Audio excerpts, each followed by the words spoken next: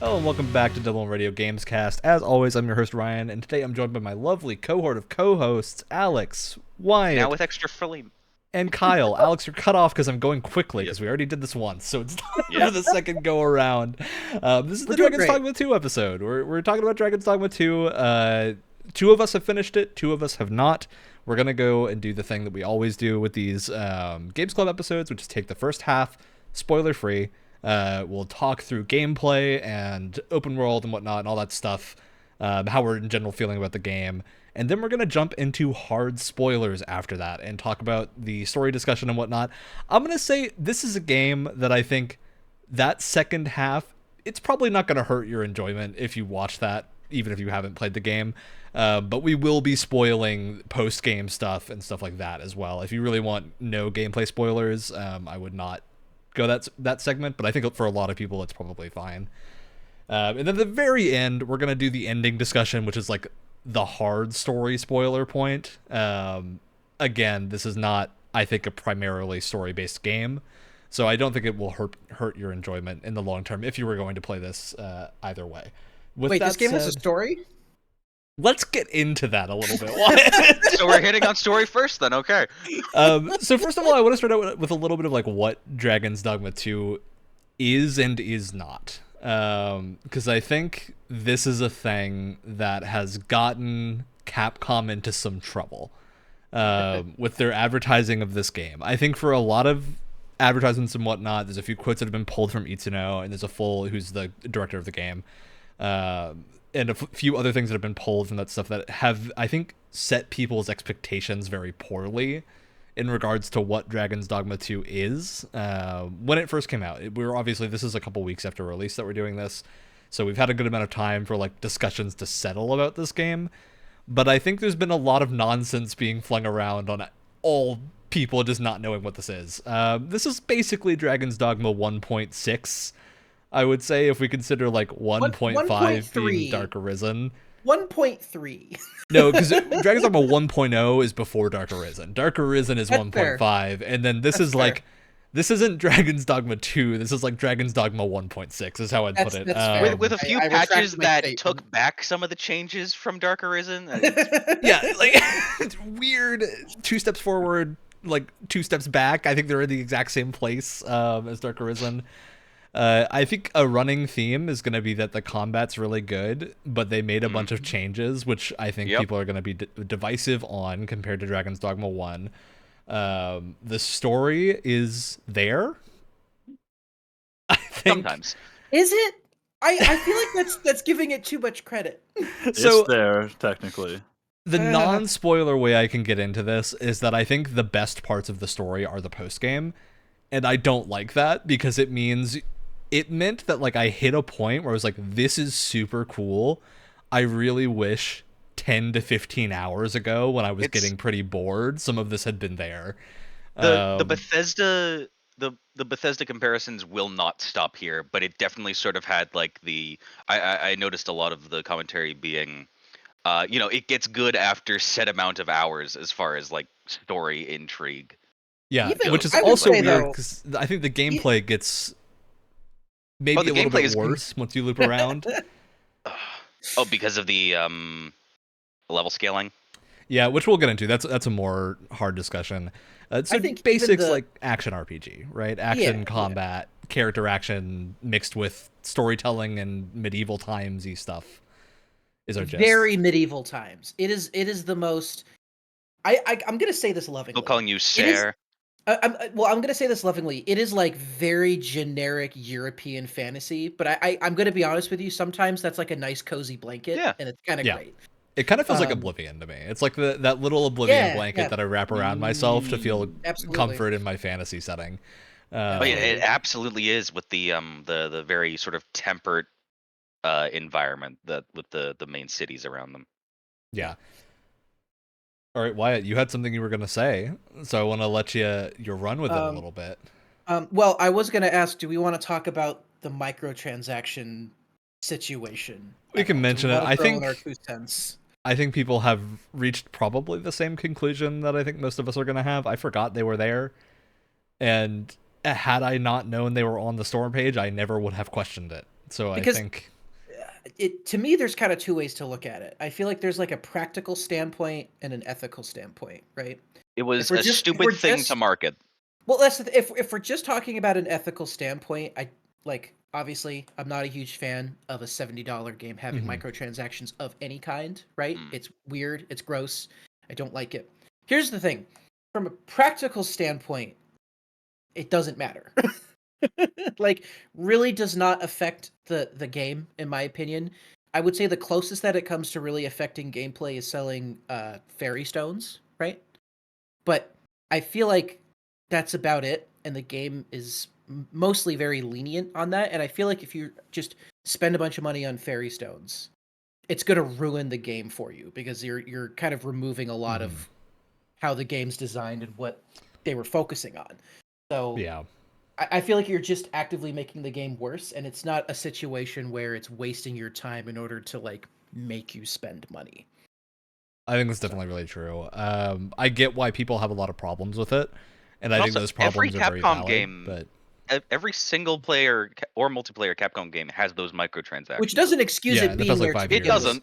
It's weird that this is the game people got angry at and not Devil May Cry 5. Like, I think if people wanted to get really mad about that, like Devil May Cry 5 or Resident Evil 7. I read orbs in DMC 5.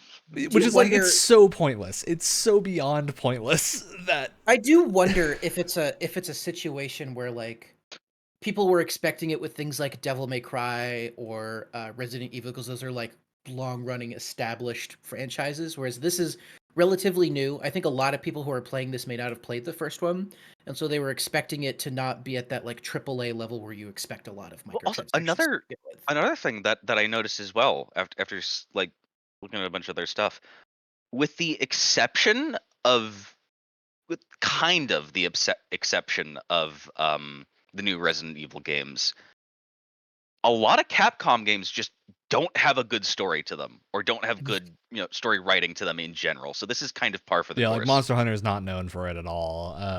I would say Street Fighter is definitely not known for story. Not that it's bad, but I do think Capcom is a gameplay first developer. It's gameplay first. It's very campy action when it goes. It's like B or C movie plots. But they do it great. And I will say, I think Dragon's Dogma 2 of the Capcom games, although I will say I think Resident Evil generally does have a good storyline, but they're B movie plots, right? Like they're the later 100%. If you look into the story of Resident Evil games, it reads like a terrible B movie, but because they put the effort into the presentation, it's excellent. I was gonna say if you mention Jill Sandwich, I have not played RE3, but I played 1 and 2. So. As someone who's never played RE4 before, I see like these really kind of tense atmospheric moments, and then there's just the wackiest things I've ever seen in the next second. It's crazy. Yeah, it's that trend I think continues here. I do think this has a better setup and world than most of their other franchises. And I think people expected that coming from Dragon's Dogma 1, because Dragon's Dogma 1, the story's not great, but it's for being a game that it was like super under budget and had tons of time constraints and was tons of cut content. I think it was pretty satisfying overall. It's not like again, these are not story first games. So if you're playing for story, I think like Wyatt ran into, you run into this problem where there's probably not enough to drag you there for the rest of the game. Like, they do a bad job of having that story stick around to the point where you actually want to continue the game. I am going to point out one thing. You should not play this game for the story. However, I am looking at their Steam page right now. I'm looking at the description. Single player, narrative driven action RPG. It's not, though. It's nonsense. You're never driven by narrative. But they are marketing it as a narrative driven game. And if that is the camp, that's the camp that you're going to put your game into, you lose every single time. I feel like this is a thing we keep saying on the show for very different reasons, of like games doing this thing where they'll advertise themselves as a thing that is so not what they are. It keeps happening. It keeps happening. I don't know why. Perfect example. No Rest for the Wicked literally came out a few days ago, and they kept using specifically the name Diablo in a lot of their marketing, and it just isn't that at all. It's bizarre. Yeah, Bizarre. I mean, especially with we'll you talk about being that stuck another with time. I think we discarding have sword enough. 8 hours in. We have enough games that do that to talk about it and make a whole episode on, but I think we have to like jump past the whole advertising thing for this, because I don't think there's like, none of us are disagreeing with it. It's not a discussion to have. It's kind of just like a case of they advertise this game in a way, especially for the narrative side, that I think set it up like this would have very strong characters and very strong narrative threads. Some of that is true, but most of that is limited to the post game, which we'll get into when we get into spoilers. I think is how that's going to have to go.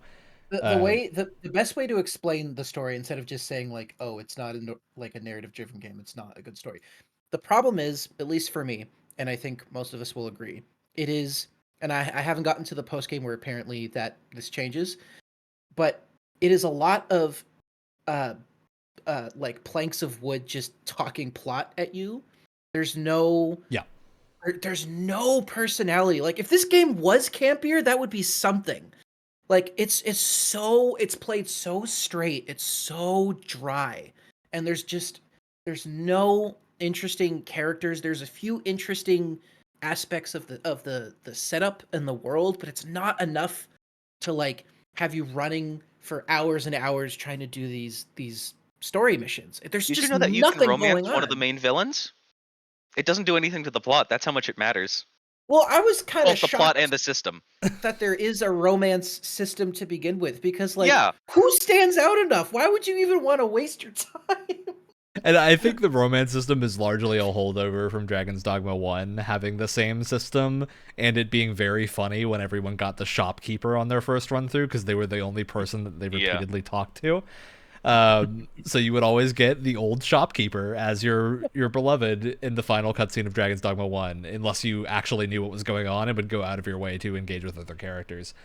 I will fight back on the no interesting characters thing, but I think they put all of the interesting interactions not in the main story. The characters themselves can be interesting. They are not going to say anything interesting to you.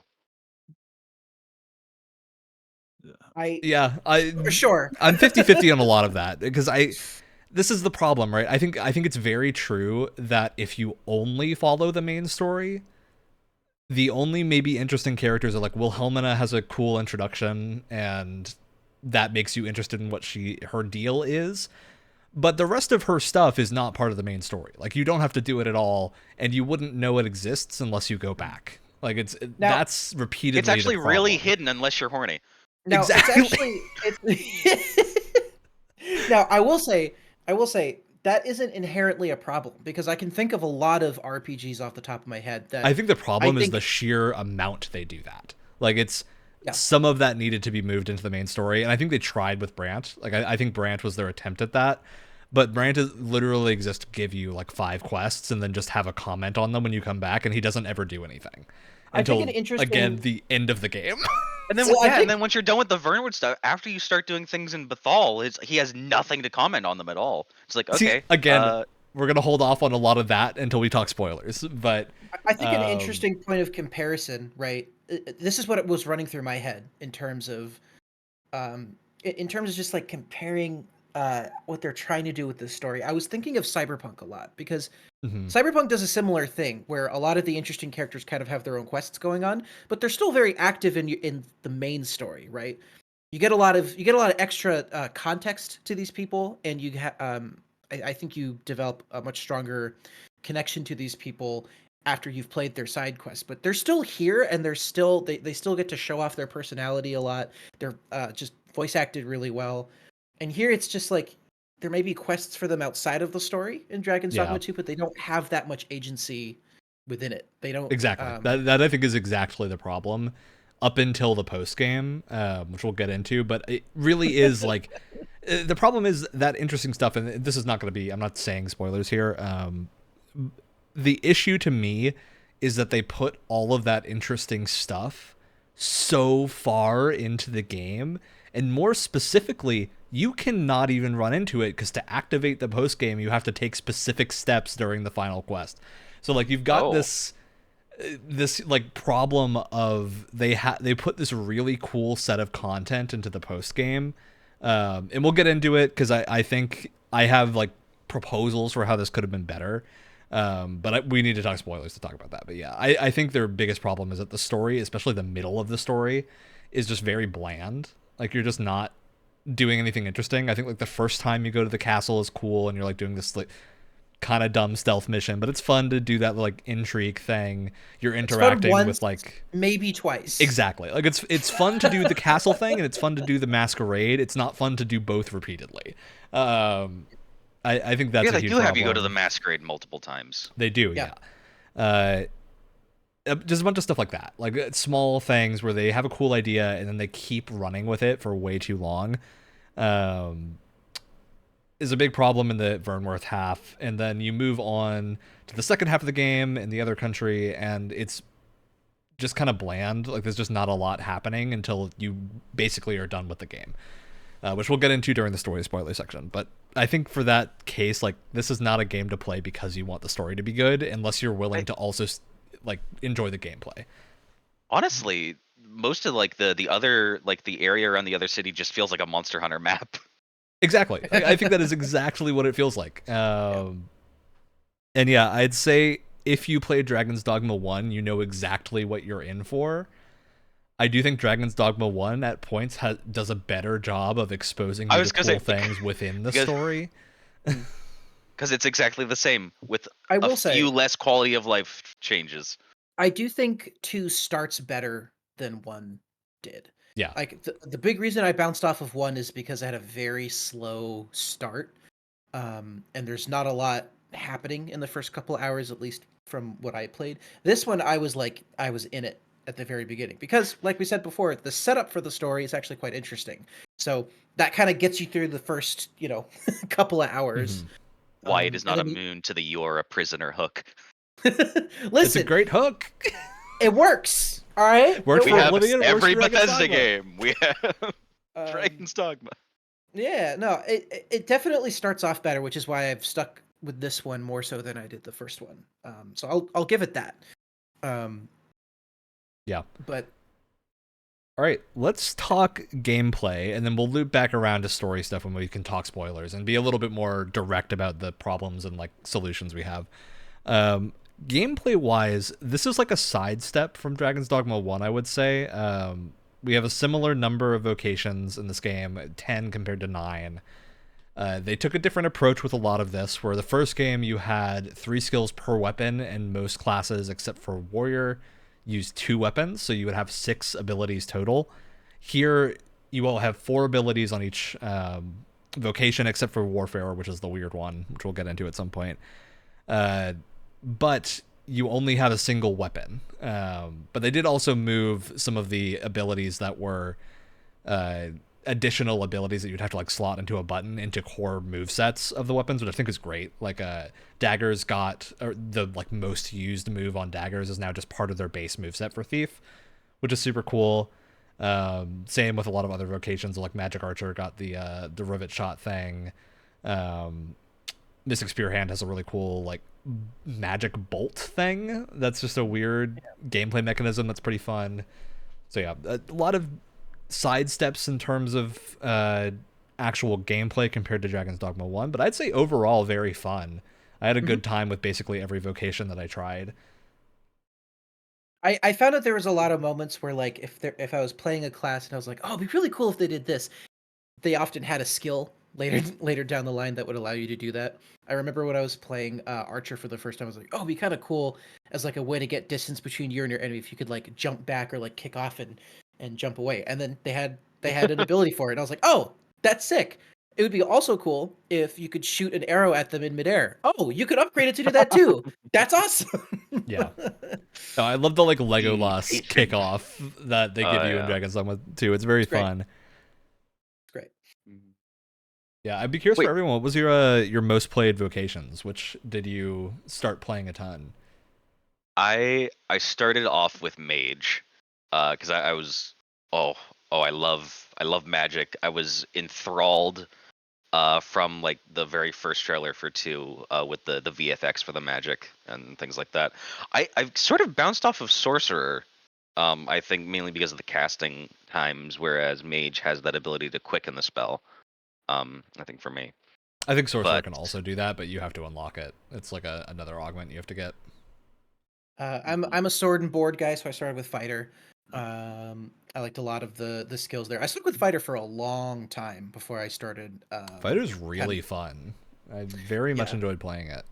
Yeah. I think I'm saving Fighter for last for some reasons. Because I started with Fighter in Dragon's Dogma 1. I also loved having a Fighter in my party so that you could do like the shield jumping, which is just so much fun. Yeah. For sure. I started Thief. And I love Thief, fuck spinny boy. Like the second you get that grapple, like the harpy grapple, like get over here, scorpion thing. I fell in love with that so hard. Thief is kind of an addiction. Yeah, Thief, I didn't try Thief until I was almost finished with the game, and then I played them for a long time after that. Like, they're very fun. Yeah, I started Thief, and the second I got Mystic Spearhand, oh my god, I love Mystic Spearhand so much. Yeah, it's such a fun, flippy class. Oh, it's so fun. You get to be the dual lightsaber wielding Jedi. I will say, especially if you have the generous gift thing where you can just force push stuff. Oh. I will say, Monster Hunter's kind of ruined any like spear-based combat in other games for me because I just want to be able to fly in the air. I just want to be able to launch myself in the air. Yes, I do, and the fact that other games can't let me do that is not their fault, but it will always disappoint me. Like whenever I have a spear in a game, I want a pole vault move, and if I don't have it, I'm disappointed. Yes, 110%. At least Mystic Spearhand gets a teleport instead. It's got comparable things. I love Mystic Spearhand, man. Yeah, I played a lot of Mystic Spearhand, Thief, and then in the end game was primarily playing Magic Archer, which was my favorite vocation from the first game. Still extremely good in Dragon's Dogma 2, and very fun. Missiles. Tons of swarm missiles. Every ability is a swarm missile. It's great. I have had some heinously bad things happen to me with as far as experiences go that have just like tried their absolute best to like put me off of certain classes.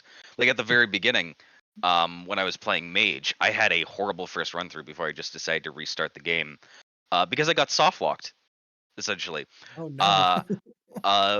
When you are prompted to get on the cart for the first time, someone was sitting in the spot where you're able to sit, so it wasn't letting me sit down on it.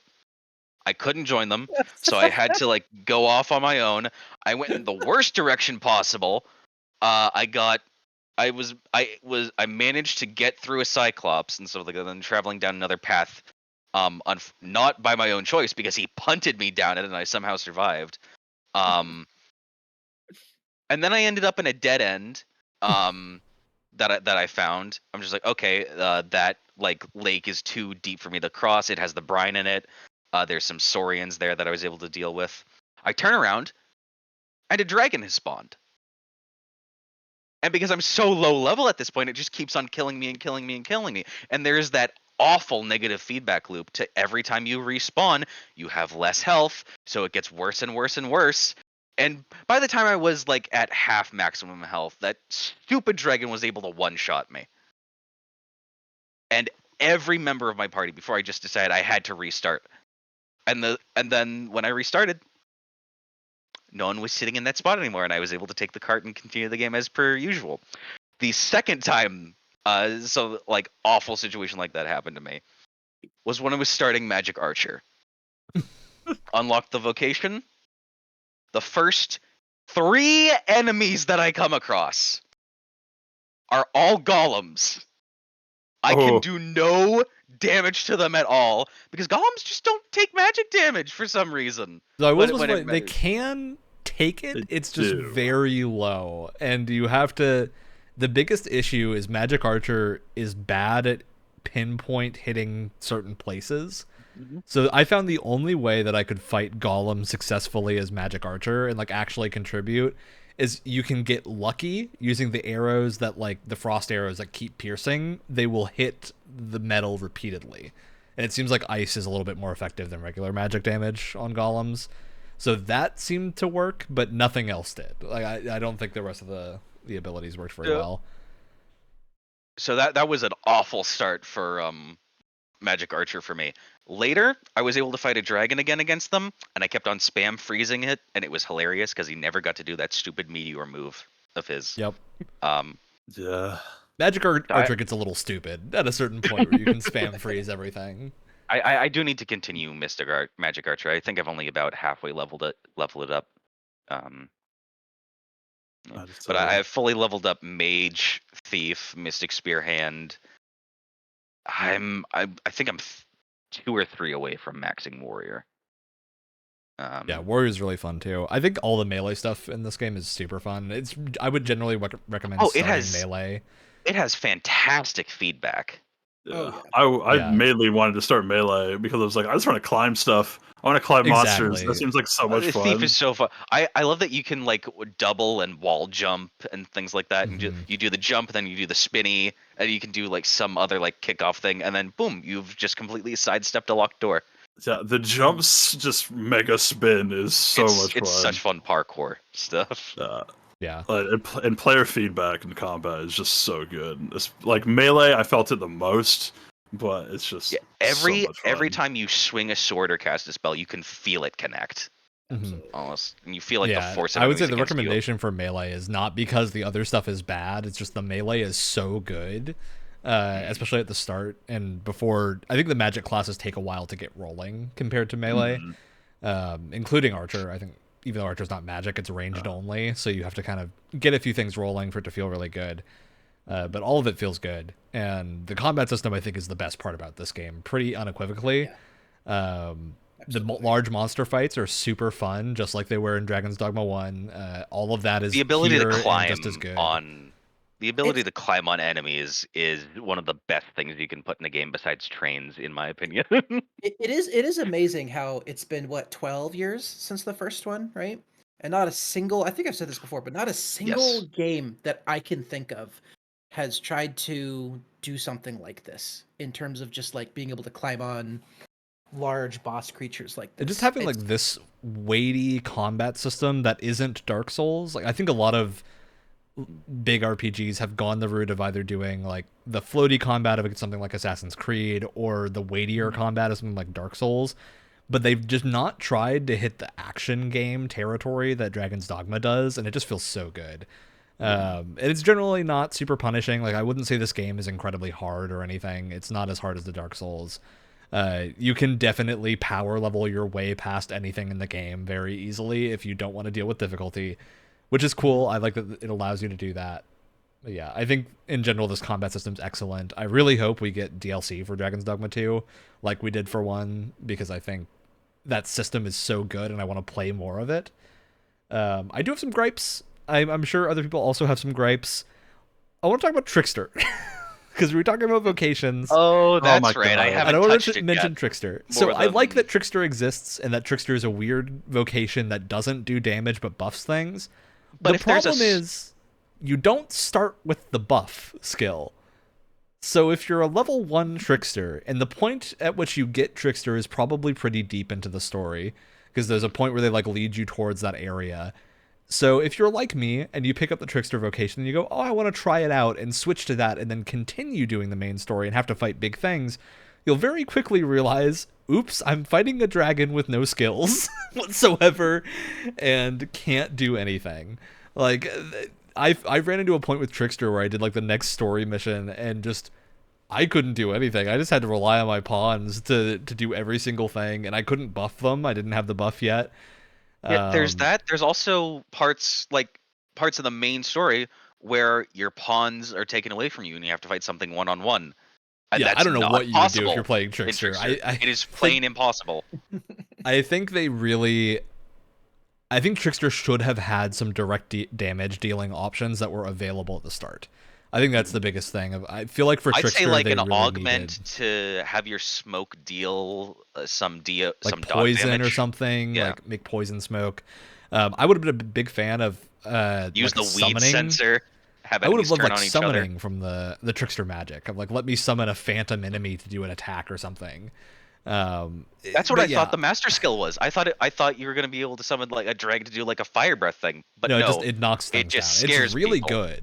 It is actually legitimately extremely good because it will stun lock basically anything in the game. But it's definitely a weird vocation, and I think it's fun and cool, but in the system that they've built here, you can really get into some bad situations by playing it, which meant I never played it. Because I like got into a few parts where I was just like, I don't know what I would do if I was playing on like any of the fights where you have to fight solo if I was playing Trickster. Like, I just don't know what the solution would have been. I feel like Trickster works best for people who have played this game a lot, and maybe they primarily did like Melee, and they just want to do, for like their 10th run or something, they just want to do something really wacky and out there, and they're like, fuck it, let's try Trickster. Or if you're hurting for cash for some reason and you have the whimsical daydream sensor.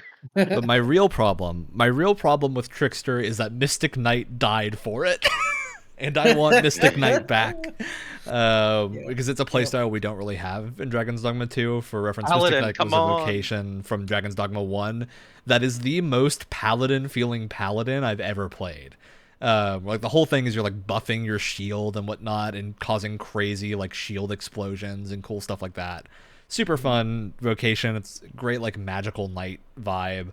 Mystic Spearhand kind of gets some of similar stuff, but it's a lot more actiony and not defensive. Like, I'd say Mystic Spearhand is extremely aggressive in how you're supposed to play it, whereas Mystic Knight was very much like if you wanted a defensive playstyle that dealt tons of damage, that was your go-to, and I wish we still had that. I also think it was maybe a mistake to go the route of like separating Thief and Archer and a few things like that.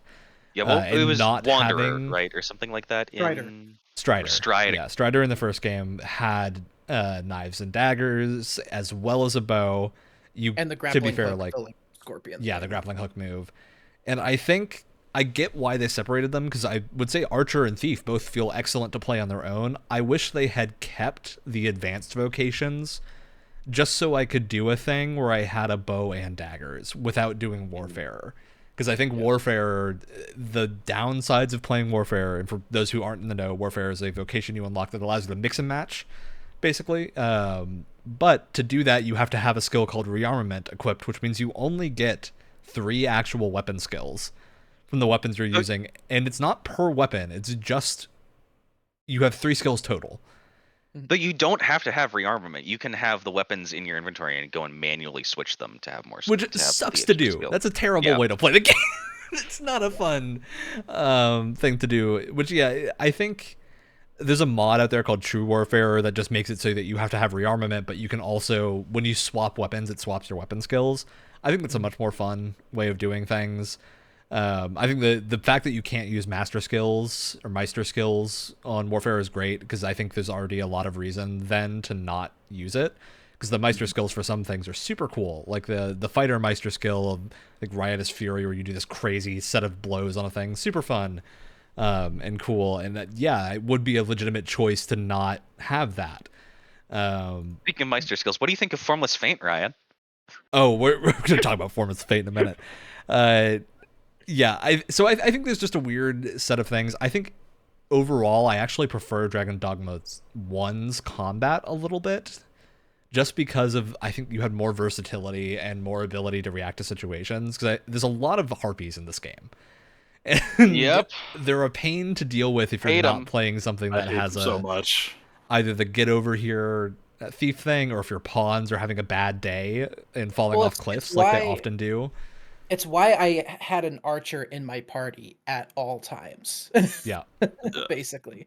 Never mess with our harpies on a cliff. Never. Yeah. Which I think also destroyed my party. Which I think also kind of leads into the bugbear that is enemy variety. Yes. Because I think what we're really getting at here is gameplay variety is a problem. I think it's about the same as it is in Dragon's Dogma 1, but this goes back to that advertising thing of a lot of it was, this is DD2, like we're doing more than the first game. I think someone did the math and it was like near the exact same number of enemies in both games. Including variants, I think there's 10 less somehow. That's including Dark Arisen for the first game, which is a DLC, which, to be fair, I think should have been the starting point for this, because everyone, if they're talking about Dragon's Dogma, people are talking about Dark Arisen, which is the version that you can buy and play now. That is a much better version than the launch version of that game. It has a lot more content. But we're missing a lot of enemies even from the base game. Like we're missing the Hydra, which is a really fun like snake enemy. Yeah. We have Medusa here, but there's only one that you can fight because it's a unique enemy, and then you're just fighting goblins, harpies, bandits for the majority of the game, and Saurians. And what are the lizard? Saurians. Saurians. Saurians. Dude, some of those Saurian variants are so annoying. Dude, those the rock ones ones. The rocks. Oh my god. Those guys. Until I went to warrior and I had like a big mace instead of a cutty weapon. I hated them. I still hate them because I can never do enough damage to them. Plink, plink, plink. Yep. Oh, getting constantly bounced and stunned off of them was insanely annoying. Well, and then it kind of leads me into my biggest issue, which is, and it's a combination of enemy variety, and enemies are always in the same places, like exact same places, right? The amount of times that once you discover the little shortcut from Vermont to Harv, the amount of times that I ran through that and had to just run past all of these through all the same goblins every time. And you hit a point where you one-shot them, regardless. Yep. Like, the footage that I have playing now is because I hit New Game Plus, and most of the footage I recorded was in a state of the game that's a spoiler. This is the New Game Plus footage. I'm using the starter weapon and still destroying everything. Like, it's 3 hits. And to be fair, I'm pretty high level, but still, you hit a point where even with basic weapons, a basic goblin and something, you're going to kill in 2 to 3 basic hits. And that goes for most of the game. Like on my Magic Archer, I was able to basically just not engage with combat at all because I would hit a thing and it would be stun locked forever, and then it would die. And yeah, we'll look at some of that footage later, but I think that's a pretty big problem of like the variance being the same everywhere. It's not like Dragon's Dogma 1 would do a thing when you hit New Game Plus where it leveled up enemies around you, so you would get variants of the enemies and not the base versions. Here it's still the base versions, so you basically just steamroll everything in the game past a certain point. And I really wish I could go like fight a cool thing, and I feel like I was having a bit of a challenge or even just a longer fight. Well, and it compounds these other. It sucks because when you take these two things in combination with each other, it affects a part of the game that I actually like and makes it worse, which is how much you have to physically walk everywhere. There's in the early game, it's actually really nice that you just have to walk because you get to know these spaces really well. You get to know all the little shortcuts you can take, that kind of thing. It almost reminded me sometimes of that Metroidvania Dark Souls design where there's a lot of kind of paths that are wrapping back around to each other and shortcuts. It also reminded me of Death Stranding in a way of I was memorizing routes as I was going through of how would I get from place to place, which I think is super cool. But I also think you hit a point in the game where travel's easy and you can use the ox carts relatively easily to get from point to point, or fairy stones, but there's still this ever-present problem of there's no eternal fairy stone here, which is a Dark Arisen thing from the base game, which is basically infinite fast travel to specific points that you could place. That doesn't exist in here, at least that anyone's found. And I think the problem is not that it doesn't exist, but it's that travel hits a point where it's just doing the same thing over and over again. And once you've done it 2 to 3 times in the same area, there's nothing else for you to find there. There just won't be the surprises that I think they want you to have on those routes. And I think honestly, you hit a point where I feel like the Eternal Fairy Stone would have solved that of just by letting you travel to these major points. And if you have to go travel off the beaten path, you still got to go hoof it. But if you're going to the main cities, you get a freebie. Would have been better, especially because I hit the point where I had enough of the fairy stones that it was never a problem. And at that point, just give you the eternal one, because right now it doesn't matter. I think limiting, they give you it's a consumable for both port crystals and fairy stones, and it's one or the other. I think giving you a limited supply of both is very unnecessary. I actually really like the meta game of picking where to put your port crystals, and I think that would have been perfectly fine to keep intact without having the whole fairy stone deal on top of it at the end game. I do think it is fun that you have to walk from point to point at the start. And Dragon's Dogma 1 gives you the Eternal Fairy Stone way too early. It gives it to you as soon as you get to the main city. I wish they had pushed that back a little bit. But like once you get to Batal, I feel like you should have the Eternal Fairy Stone in this game. And it works really well in the early game because it is like this game is the game that I'm going to think of in the future when someone says it's about the journey and not the destination, because the destination in this game kind of sucks if we're just talking about like story content or even like side quest content. But the journey getting there, especially if you're going to an area that you haven't been to before, is really exciting. The adventuring with your buddies aspect of it is so well done. It gets that Lord of the Rings aspect.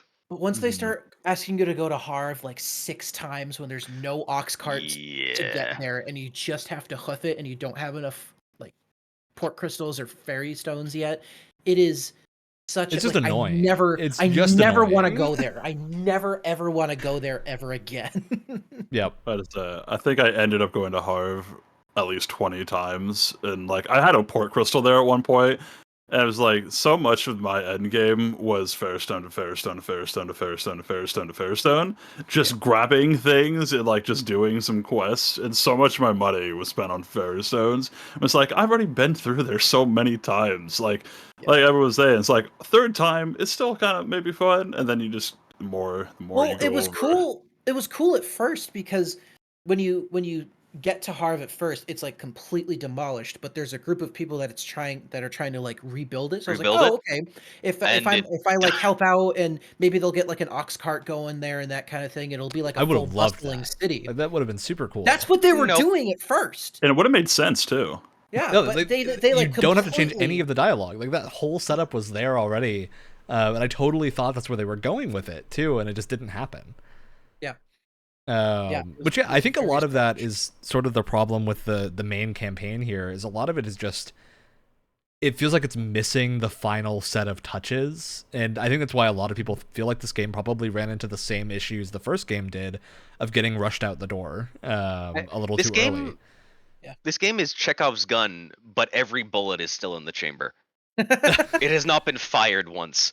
Which is like, it's weird because I can't say that I ever had a bad time playing, but I can definitely feel the things that are missing and realize how much more I would be enjoying this were some of them there. Right? So I was really, I think I have about, it's like, hold on, I just checked it and now I forgot. So I have like almost 50 hours in the game, right? I want to say for 35 to 40 of those hours, I was really enjoying myself. That last 10 hours was a slog, though. See, I agree with you. I hated like the aspect that I loved, which is like walking everywhere and it feels very analog. With all of the other issues of like repetitive enemies in the same places and stuff, I just didn't want to play the game. Like I wanted to finish it to. It feels like a chore past a certain point where you're like. I felt like after a while, because I was trying to play more of it for this discussion, but I felt like that stereotypical situation of like the kid not wanting to eat his greens at dinner. I was like, I don't want to play this game anymore. I'm sick of it.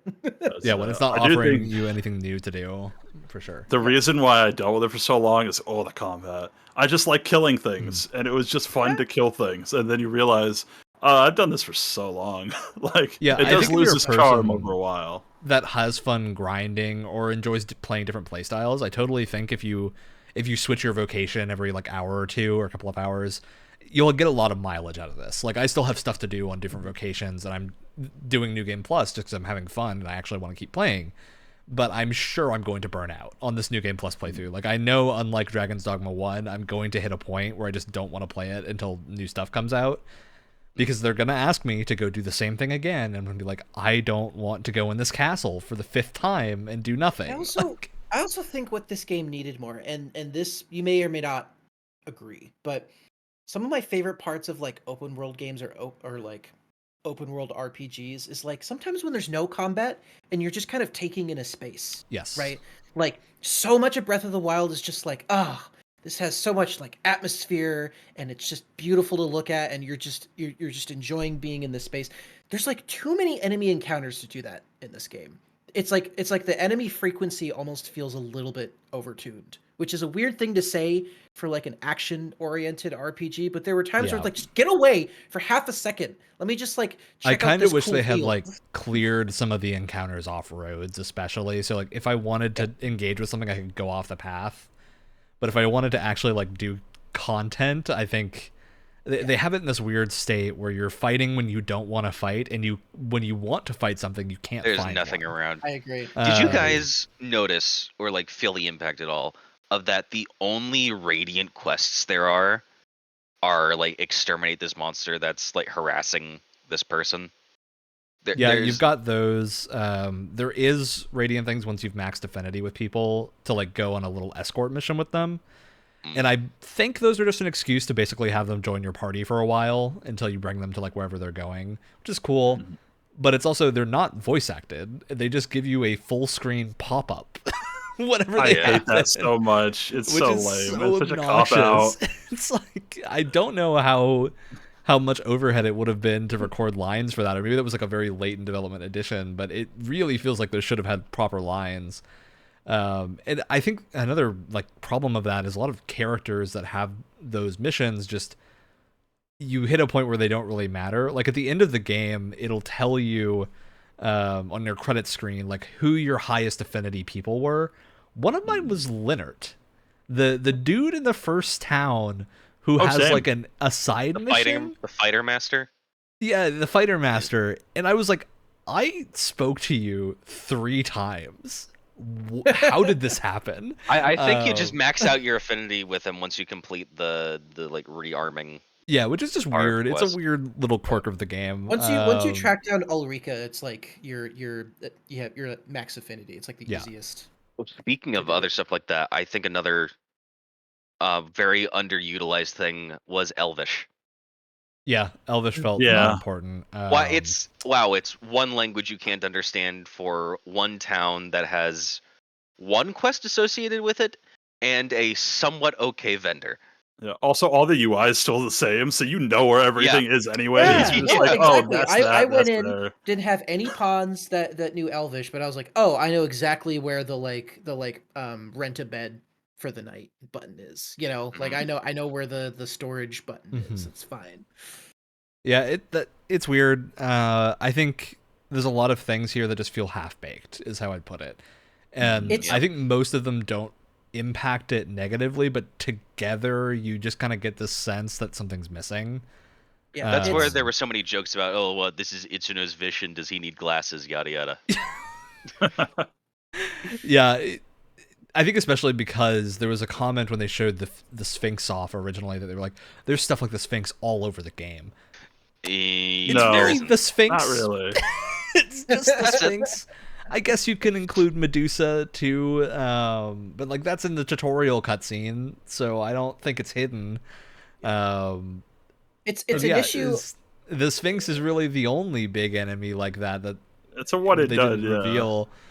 So it's an issue of like this game does a few things exceptionally well, and then like you said, it's everything else is either like half baked or barely even exists, or they spread themselves too thin or something. It's a lot of fundamental things that affects everything else. Like I said, the like adventuring, walking around part is great, but then all of the other foundational issues kind of make it an issue the more you play. And so it's like a bunch of, it's like the death by 1,000 cuts, right? It's like I don't know, it doesn't really bother me at first, 50 hours in, oh my god, I don't want to play this game anymore.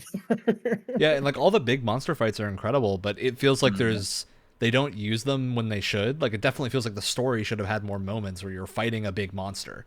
Like it really doesn't happen during the story. For most of it, you're just like going around and talking to people, and sometimes the talking to people is interesting, but I feel like at some point we needed a mission to go kill something, right? Like that isn't the final stuff. But also, speaking of big monsters, though, sorry.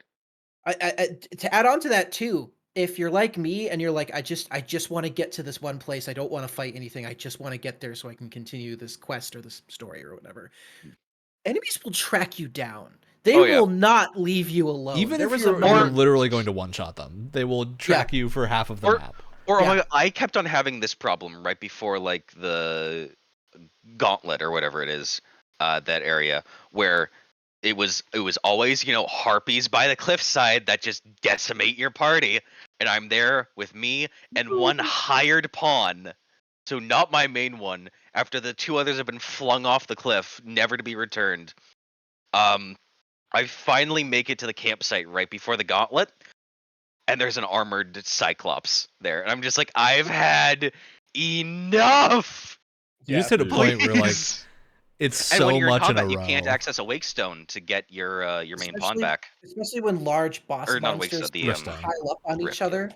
I remember, I think I told Ryan about this. There was a moment where I was fighting a griffin, and sometimes what happens is the griffin will just fly away, even if you're still grabbing onto it.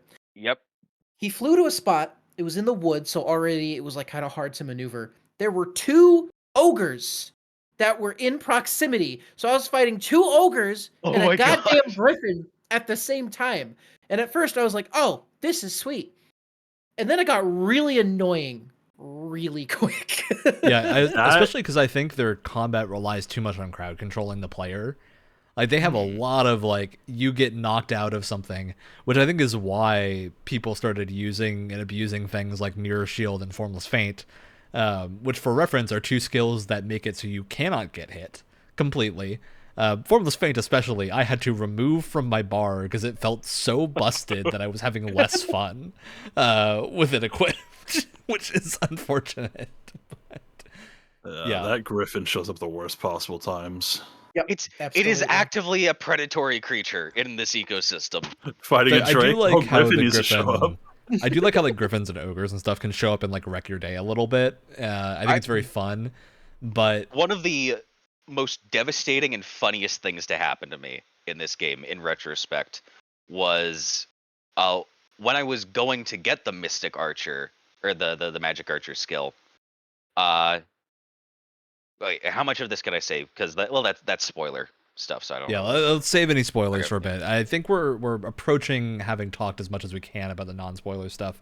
I have like a last sort of negative thing I want to say a little bit about the vocations and whatnot, and I think why a lot of people feel like this has been kind of like a half step from Dragon's Dogma 1. Magic feels weird in this one. I think a lot of that is just a pretty reduced spell list compared to the first game. And a lot of the more like visually impactful and interesting spells are no longer here.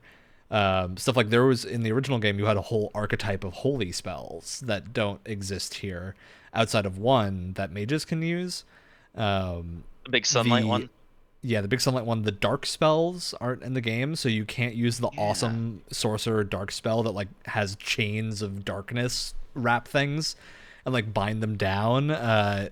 My favorite spell in the first game was Gleesil, which is you summon like 3 spikes of ice that come in this like crazy pattern. It hit things, and Frigor is cool and all, but it's not as cool as Gleesil. And I wish those spells were still in the game, and I have a feeling they cut them because they functionally are the same thing as Frigor, right? Like they're just damage. They're not really different, but I think there is value in having damage that looks different, rather than just functionally different things. Everyone loves VFX. Yeah, you have the ice that can stagger, and then it can break apart into little throwable objects. You have lightning that can chain to enemies and can be that chains to other enemies, and it can also be like spammed a bit as a spell. And then you have fire that screws up your camera movement speed. I actually like the flamethrower spell a lot in this one. I understand why you don't, but I liked it a lot. Dude, but I miss the regular fire spells, like because we don't have the regular ones anymore. The other thing is we're missing some functional ones too. Like we're missing there was like a lightning whip that you could get in the first game that was super fun. What? Yeah, there's like this really cool stuff. I'll have to show you afterwards. Some people have done videos of these. But there's awesome spells in the first game, especially for Mage and Sorcerer, that just don't exist anymore. It's weird to me that those are all cut, because I think you can feel it when playing them, and that you have less options. So, and I'd say Mage feels really good here. I think Mage feels better than the first game, but Sorcerer does not. I think Sorcerer absolutely feels a little bit cut down compared to the first. And I really wish they had some of that stuff that they had in the first game. Yeah, maybe DLC down the line will have that, but it feels weird to say that. Like, I don't like saying I think they reserved it for DLC, but yeah. Shitty if they did. Especially DLC to add things back in that they previously had. Yeah. Which is kind of like, is that DLC? Yeah. Really? And then No, it's extortion. It also just enemy variety. Big issue is enemy variety. I wish we had more big monsters, especially. I fought so many goblins, dude. Always goblins. Goblins are everywhere. I wish they replaced half of the like small thing encounters with a big monster in the open world. It's like, and even then, it would have taken longer. I found myself missing griffins. I haven't fought a griffin in 10 hours. Yep. Griffins are like, I fought so many griffins early on, and then they were just gone. They just never like at up. the end game, they just didn't exist. Did I make them go extinct? What happened? You killed all of them. Sorry, no more griffins. I'll say this too. As in depth and interesting as the vocations can be, what that means is that itemization kind of sucks because you don't get a lot. It's worse than the first game. At least in my experience, There's you less don't get a gear armor with a lot of too? with a lot of like interesting first of all, less armor slots, but also you don't just the gear just isn't that interesting. Like a lot of it looks really cool. I'm not gonna knock it for that at all. But just like functionally speaking, they're just like stat boosts basically. Yeah, stack go up. Yeah. It's really boring. It's like they wanted it to never be a choice. Understand, and I will always fight against someone saying that they lowered the number of armor slots to increase fashion variety. That is absolute bullshit. Well, it's also weird because I think like and I have heard it said so many times. There are more armor sets in this game, and it's cool that there are more, but I think they're more restrictive. Like you can use them on less vocations.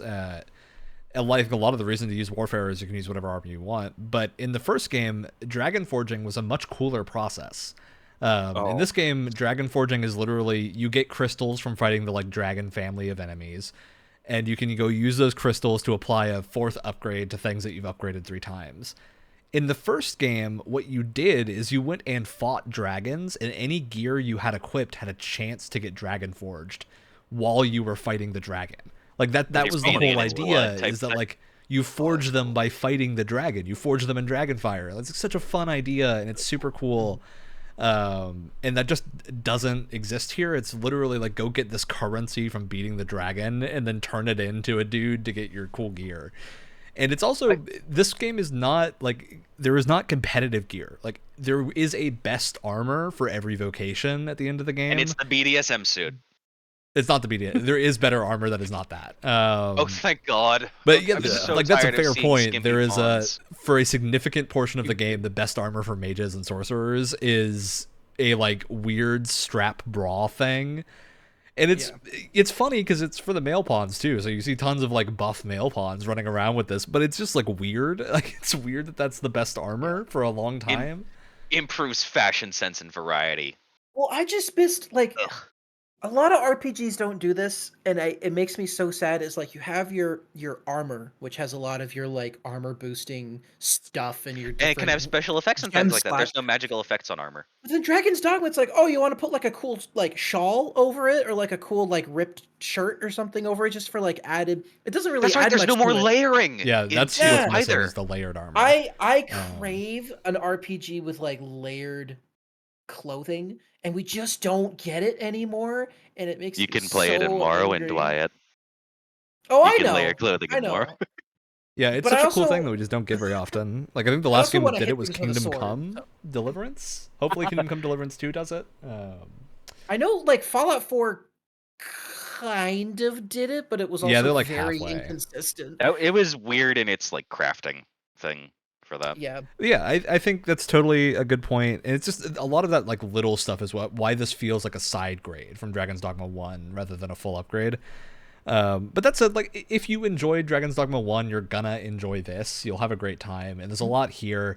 And that said, I think we have to jump into spoilers now because we have to start talking about some things that are story important, and I think we have to answer some of the criticism because I think there's a few criticisms we have that actually get resolved in the post game and then become something different because it's still a problem that your cool stuff is only in the post game and not at the start or in the middle of your story. But yeah, so this is your spoiler warning. If you don't want any spoilers for in-game stuff, get out now because the rest of the footage we're going to show is going to be spoiler filled. And we're going to get into that. So hopefully you've left by now, because I'm going to swap the video over and everyone's going to realize why it's such a spoiler immediately. Spoilers. Oh my god. Yeah, so Dragon's Dogma 2 has this thing called the Unmoored World, which I'm sure everyone has probably heard about but may not know what it is. It's really cool. It's the best part of the game. It's the post-game. It's the post-game. It's also the post-game unlocked only by doing the true ending, which requires a specific series of actions to be taken in the final fight. And is barely explained. It's barely explained. To be fair, they let you retry it until you get it. Like, they don't lock you out of doing it. But it's definitely a thing where, like, it's hard and weird to unlock this.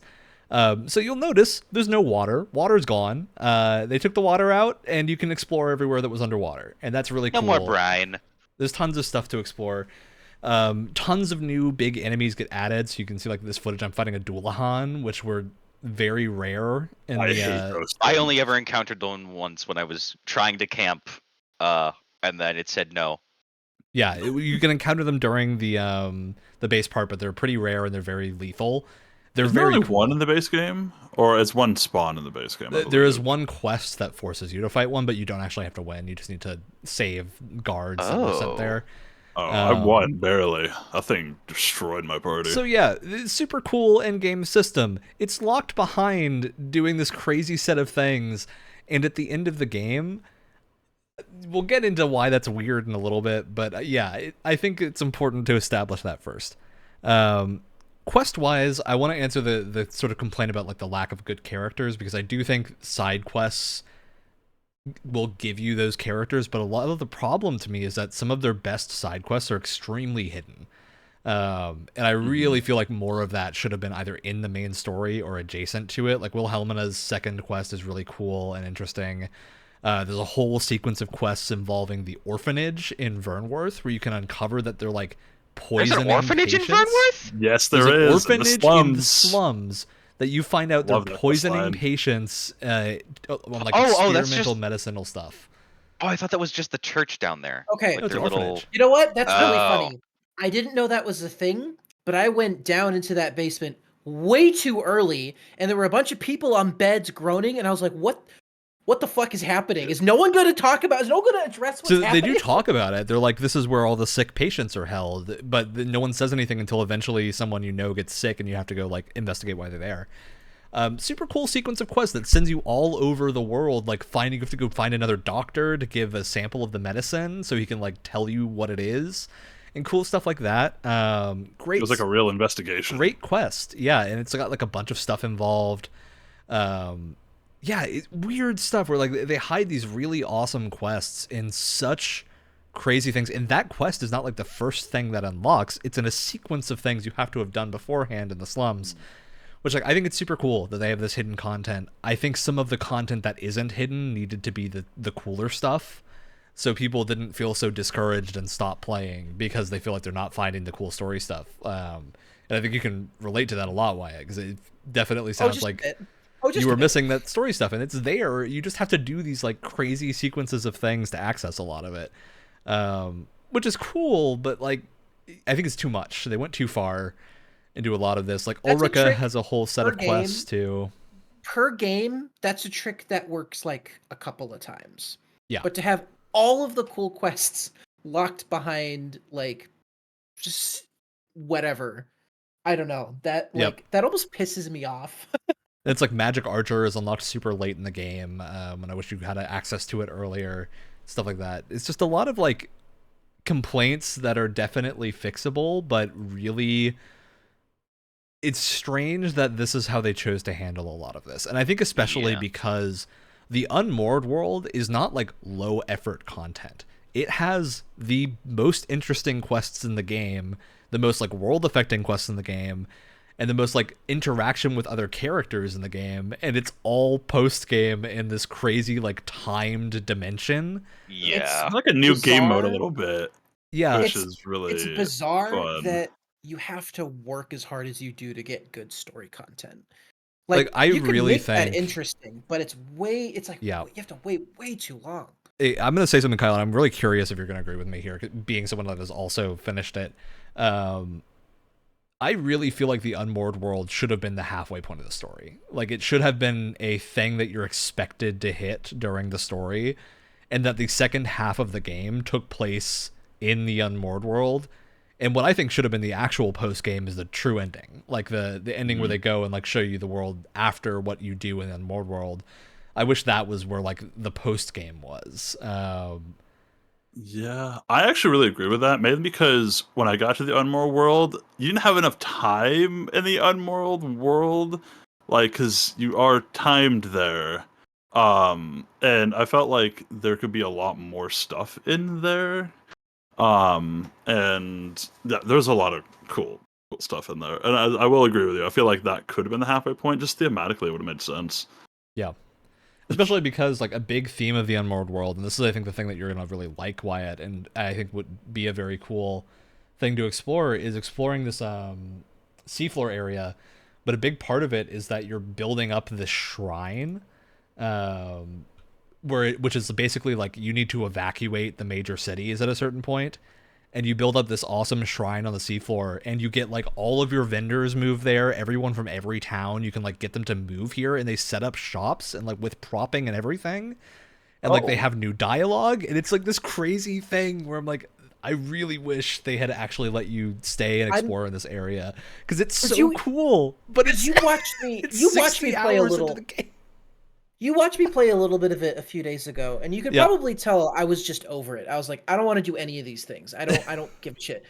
If that had happened halfway through the game, I would have been all in. I would have been like, oh. I don't know how anyone can hit the Unmoored World and then stop. Like, that's my thing. It's so cool. Well, you have to work so hard. You have to wait so long to get there. I think legitimately there's like 10 to 20 hours of time in the main story that is like, you're doing nothing. You're just traveling back and forth repeatedly. Cut all of that and, like, keep the story the same length just to add the Unmoored World in at the halfway point of, like, once you've done the Batal stuff, go into Unmoored World and do all this crazy cool stuff. Because it's also, like, you go back and resolve stuff with Disa and Brant. Like, you go resolve that storyline that you don't touch after going to Batal the first time. You go back to it, and you, like, see how they're all handling it. And it's, like, all that stuff when people are complaining that these stories don't get resolved is because, guess what? It's hidden behind the true ending in this crazy, post-game. And I feel like a perfect microcosm of that, right, was, like, the point where I called it quits, which was, okay, you've entered Batal, this place you've heard about, but you haven't really been to before, and you're like, oh, this is a whole new land, this is so interesting. And then within, like, 2 story missions, you're back to Vermont again. And I was like, okay, like, screw this, I'm done. Like, I just, that was like my call it quits point. But then Ryan was like, go a little bit further. Just play like another 10 minutes. And then this giant shrine comes up out of the water. Yep. And I was like, I was gonna quit. I would have known this was here. But it's like, you have to go through so much boring. It's because once the shrine comes up, the story kicks up again, and it's like, it feels like you keep getting pushed forward to the end. But it's so much boring junk to get there. I was like, I called it quits right before. It was, ugh. I guess the way that I experienced is a little different, because I was always off the beaten path. I would literally go and be like, I did not take the cart. I went everywhere I possibly could before going to Vernsworth, just to be getting, like, anywhere I could. And I would always go like, oh, give me all the quests. Bye, I'll see you later when I'm bored. And then I'd go back to the story, and that's what I did, like, in all the major areas, is I just did, like, everything else and then came back to the story. I think that's what satiated me more, is I just didn't beeline the story. Is I just, like, did all the side content and then came back. Because the story, it's serviceable. Like, it's there. It's not the best. It does get better. I would even say it's serviceable, to be honest with you.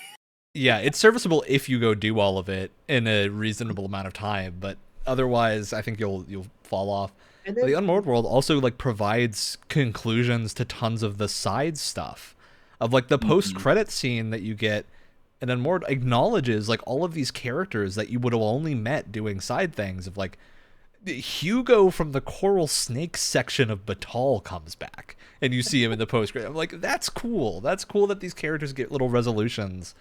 But it's weird. It's like so weird that all of this is hidden behind this crazy in-game thing, and it's really fun. Like, I think this is a super fun idea, but I think this should have been actually incorporated into the main story. Because I think a ton of people are just going to quit before they see this, and this is the best content in the game by far. I don't think I even realized it was hidden, to be honest. Because like when I did it, the way you get there was like sort of hidden. There's this very specific thing you have to do. But like I saw the option, I was like, oh, that looks cool. Let's go over there, rather than the normal way out. And I was like, oh, a lot of people are probably gonna do that. No, a lot of people went up there and ended the game. Yep. It's so you have stupid. you have to find the funny blue man and talk to him at the ending cutscene bit and go basically get sent back to try and figure out what the thing is. Yeah, it's not even once. Just talk to him, get through all his dialogue. He like discourages you from doing what you're gonna do. So I think people that feel like they ended the game will just stop there. Wait, that's the true ending thingy? Talking to the Blue Man group? Well, there's talking to Blue Man. You do that, and then he sends you back before you kill the dragon. So you have to kill the dragon again in order to have the ability to get the true ending. Which I don't know if we want to talk about. Why is Grigori not even named in this game? Yeah, let's talk about the dragon for a little bit. The big boy dragon, capital D dragon, kind of silly. He was so weak by the time I got to him. I destroyed him. I was messing Drakes up so easily. I did that fight in less than 20 seconds. Legitimately. I think a regular dragon would have been harder. And I don't know what happened. I don't know how it just ended. But the fight just stopped. I think my pawns killed it before I even had a chance to do anything. My god. See, it flew around more times than I actually had combat. It was just flying in the air for so long. I was like, just come down. But it's also crazy because this is one of those other like step back from the first game things. Because Dragon's Dogma 1, the fight with Grigori is in this like crazy underground temple ruin. You enter it, and he drags whoever your beloved is in the first game. He drags them out and is like, you can either fight me or offer up their life for yours. And if of course you want to choose to fight him, but there's like an ending if you choose not to as well. But he sits there and you fight him, and then if you start that fight, he will like chase you through the mountain, breaking things. It's like a chase sequence. Wow. You have to keep running from him as he's following you, and you can kill him at any point during this. Like if you have enough damage, you can kill him in that first room. But if not, it'll like go through the whole mountain sequence, and it's so cool. It's such a fun fight. And there's nothing like that in Dragon's Dogma 2. Like the fight with the Big only Dragon set Boy piece that I think you get, at least in my experience, was the Colossus. Which even then, I think it's kind of a lame set piece. Like the Colossus is a little weird because it's not. Especially, really my god, when he has a stupid hidden health bar after he has all these very specific weak points that when you damage all the weak points and get the stakes out, he's still not dead. But it's also like when you're damaging him, he will die no matter what. Like you can do no damage to him and he'll die at the end of the walk. Oh, like it's very much a scripted fight. I do love the chaos that he does. The destruction he makes stays there, which I do like. Is that if you let him get to that town and fucking destroy some of that town, and that's permanent. I do enjoy that. Yeah, which is cool. But it doesn't really feel like a proper fight because it's not. It feels like a God of War, like OG God of War fight, where you're climbing a thing and hitting weak points. And yeah, it's fine. It's not bad. I would say it's a fun sequence, but I also would not count that as a large monster. Like it's a set piece fight. I really wish there were more proper set pieces. Because there are. It made me miss Shadow of the Colossus. And again, the Unmoored world has these. You get some crazy cool fights in the Unmoored world. If I can properly find them. Where like you're fighting a crazy worm thing or other stuff like that. And there's like a couple of special dragons that you have to fight. It's like a gore chimera, which I really enjoy. While we're looking for this clip, I have a somewhat unrelated question. It was really bothering me. So everyone in the world addresses you as Arisen, right? Even when you're hiding and not supposed to be. I love that. Right. Okay. Because I was like, okay, so there's a fake Arisen, there's the false Arisen, right? That everyone knows about. But then everyone just calls you Arisen, and they don't think twice about like, oh wait, what's this guy doing here? I can remember one specific instance when you're in like the thief town, where they're like, oh, I guess we already have an Arisen in power. I don't really know what your deal is, but whatever. Which because they kind of already know that he's the false Arisen, but that's a whole other thing. But like most of the time, people just address you as Arisen, and then they don't think twice about. So it's weird because Brant does have a line about that. Brant, when you talk to him initially, is like, the only person that we don't want to know that you are the Arisen is Disa, because if Disa knows, she'll send people after you. But he wants you to actively go out. So how does Disa not know? Like, it's weird. See, this is one of the problems of the story. Is I think it's a cool idea, like, oh, go like become a hero of the people as the Arisen, and then get like rally the people behind you. But it just doesn't feel like you're doing that at all. There's more plot holes than a strainer. But also, like, this is one of the cool post game fights that you get. World, that's like an actual set piece thing. Like, if everyone else in the world knows that you're the real Arisen, and then they're like, wait, what is this fake guy doing on the throne? That I feel like that would have so many different ramifications that just aren't. Whatever. A lot of unrealized potential, I think, is the answer there. Yeah, it is weird that they constructed the game in this way, that a lot of the coolest stuff is super optional in the end. It feels rushed. It feels a lot like the first game in the sense of like, there's just a lot of things here that aren't finished. I think rushed is probably the best word for it, because it does really feel like they had broader ambitions. And I think the Unmoored world hit those ambitions. Like, I would say that it is the best piece of content in the game. It's super cool. The timer thing I can give or take, but I totally get what they were going for here. But I really think like some of that, the spice in the Unmoored world should have been in the campaign, and not this crazy post-game thing. And it's also, once you're in the Unmoored world, going back to New Game Plus sucks. It's it's fun. It's so bad. Because Unmoored world is timed. New Game Plus doesn't scale. It doesn't just scale. Guys That's the biggest again. problem. Oh no! So, wait, you know what? It's just guys. Yeah. You know what? No. I'm coming back with the Bethesda game comparisons. You know what Blue Man Group reminds me of? The Psijic Order from Skyrim. How it's just, you know, nothing is ever. It's like a cool idea that just doesn't really nothing is ever explained. It's purely plot device, and it feels cheap. I mean, but well, okay, so the Pathfinder does get explained, and I actually think it's very cool. Okay, God.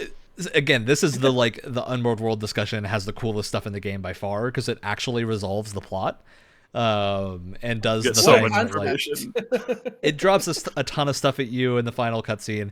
The biggest problem I have with it is that it puts a big dragon out at one point that you're like, this is a really cool big dragon, and it's the final thing, and you don't actually fight it. You just kind of like you ride it, and it's so stupid. It's a cool sequence of you like sitting on its back and flying with it, but it's also, I wish they had put a fight at the end of that. Like, Wait, had to do something. Wait, are you riding Grigori? Okay, well, you do that in the regular game. So this is the other problem with the Grigori fight, and we don't even know if it's Grigori. I don't think he ever says his name, but I don't think he does, because Grigori is the dragon in the first game. For anyone who didn't play the first game, but the way the Grigori fight starts and goes down is like at the end of the campaign, and I won't spoil like events leading up to it, because I think the end of the base campaign is pretty interesting in terms of what happens, but you go to a cool tower that looks like the Everfall from Dragon's Dogma 1. And I really thought what was going to happen is I was going to have to like fight my way up this tower past like all of these henchmen and stuff. You just sit in an elevator and ride to the fight. And it's over. There's this awesome, cool tower that I was like, I'm going to have to adventure through this and fight. You don't adventure through it at all. You just go sit in an elevator and it takes you up. You're like, well, my cool dungeon crawl didn't happen, and now I'm fighting the final boss, I guess. Just like, okay. Yeah, little stuff like that where I'm like, I feel like this is super weird that we absolutely, like, the structure is here for how this probably is what they wanted to happen, I imagine. It's like you would actually go through that as a dungeon, but it just, they didn't have the time, and it was rushed out or something, and that just didn't get made. So instead they put an elevator in the center, and it just rides you to the top. And this is one of those games where I want to see the initial design docs that were written for this. I want to see what they had planned, maybe what they had even prototyped and just it didn't make it in because it's like there's so many cool things going on, but there's so many missing or underbaked features, and it's like a lot we of it say all doesn't... that, and then you look at the awesome dragon fight that's going on right now in the footage, and you're like, well, that's what I'm saying. Why is this? Well, this is cooler than the actual dragon boss. It's like they had this gigantic Bible-sized design doc, and then they're like, okay, we have time for maybe 3 of these or whatever, and so they just made really good combat, and they had some fun exploration, and then everything else was like bare minimum. Like, fuck it, let's keep all the same enemies from the first game. We don't have time to design more. Which is strange because they scrapped a lot of enemies from the first game. Like they scrapped the Hydra all the same and stuff like less. that. Which is like, it just feels weird that we kind of took steps back. But like these dragon fights you do in the post game, there's 4 pseudo fights. There's really 3, I think. But they're cool because the sort of shtick with these is they're a little bit different, each of them. And the idea is you're like destroying blight on these dragons so you can get to the head to actually kill it. And it means the fights are actually, they take a long time because you have to hit different parts of it. You have to go across it, and like you can have your pawn climbing it, or you climbing it with your melee and like hitting these cysts. But you can't climb to the head until you get all of them, or else the blight like starts damaging you as you're up there, which is super cool. And it does look this awesome animation. Like these feel amazing, and so I really wonder why they weren't included in the earlier in the game or anything. No, I was just about to say that sounds awesome. It sounds way more exciting than running into the castle for 6 times in a row with your stupid outfit and like talking to people. Yeah, it's so cool and engaging, and it's locked in this like post game, which is super cool. But man, and if the dialogue was good and the characters were good, it would be fine if you did a ton of like dialogue, like more dialogue centric stuff, and then saved a lot of the crazy action for the post game. I'd be way more okay with that if the story was actually interesting. But there's like nothing to work with, and so what you're left with is a bunch of really cool fights that happen at the end of the game. Yeah, absolutely. One more, it did feel like a boss rush a bit. It was kind of just like go fight all of them and then like get to the final big boy. Because I would agree. A lot of those fights were so fun. I also love the VFX of like the blight going towards the head as you destroy all the pieces. So it's like going towards like one final thing, you break it and it's gone. It's clear they spent so much effort on it, and it's so cool. And it also feels weird because you do those and then you evacuate all the towns, and you basically have like this huge mega town on the bottom of the ocean at the seafloor shrine. And I feel like that should have been your home base for a while, but instead it's like a timed mode that you don't want to do anything in because you're timed and you have to finish the game, right? So especially because you don't really do much. Like once you get them all together, you don't really do much with it besides like them being all together. It's like, oh yay, home base, time to finish the game. Yeah, I think I would have preferred if the evacuation stuff was first compared to the beacons, and then you would like gather them all and like continue the fight for a little bit. Like that's why I'm saying I feel like this should have been the second half of the story, because you do this awesome thing of getting everyone in this one spot. I do wonder if that's why there's such a high frequency of enemy placement in the open world, is because they're making up for the lack of like boss fights. And like I wonder, but there's also like a lack of bad big substitution. Yeah, it's not great. People who are playing the first half of the game are getting the short end of the stick. No doubt there. Mm-hmm.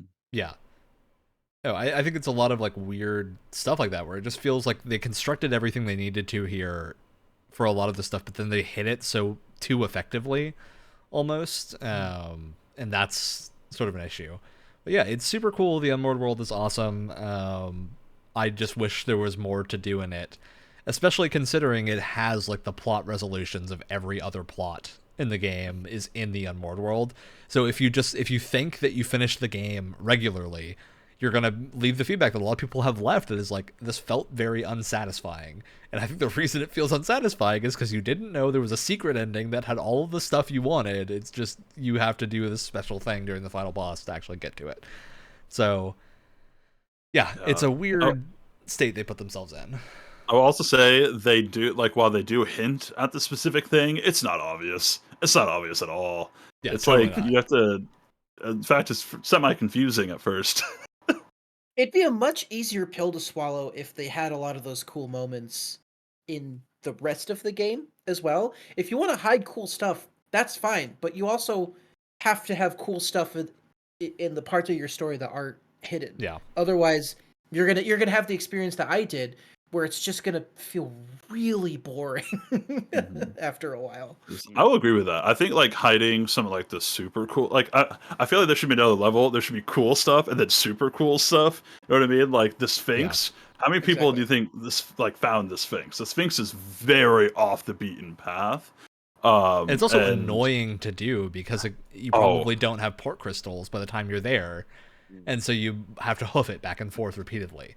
Which the amount of times I ran up that mountain to get back there before I had a port crystal.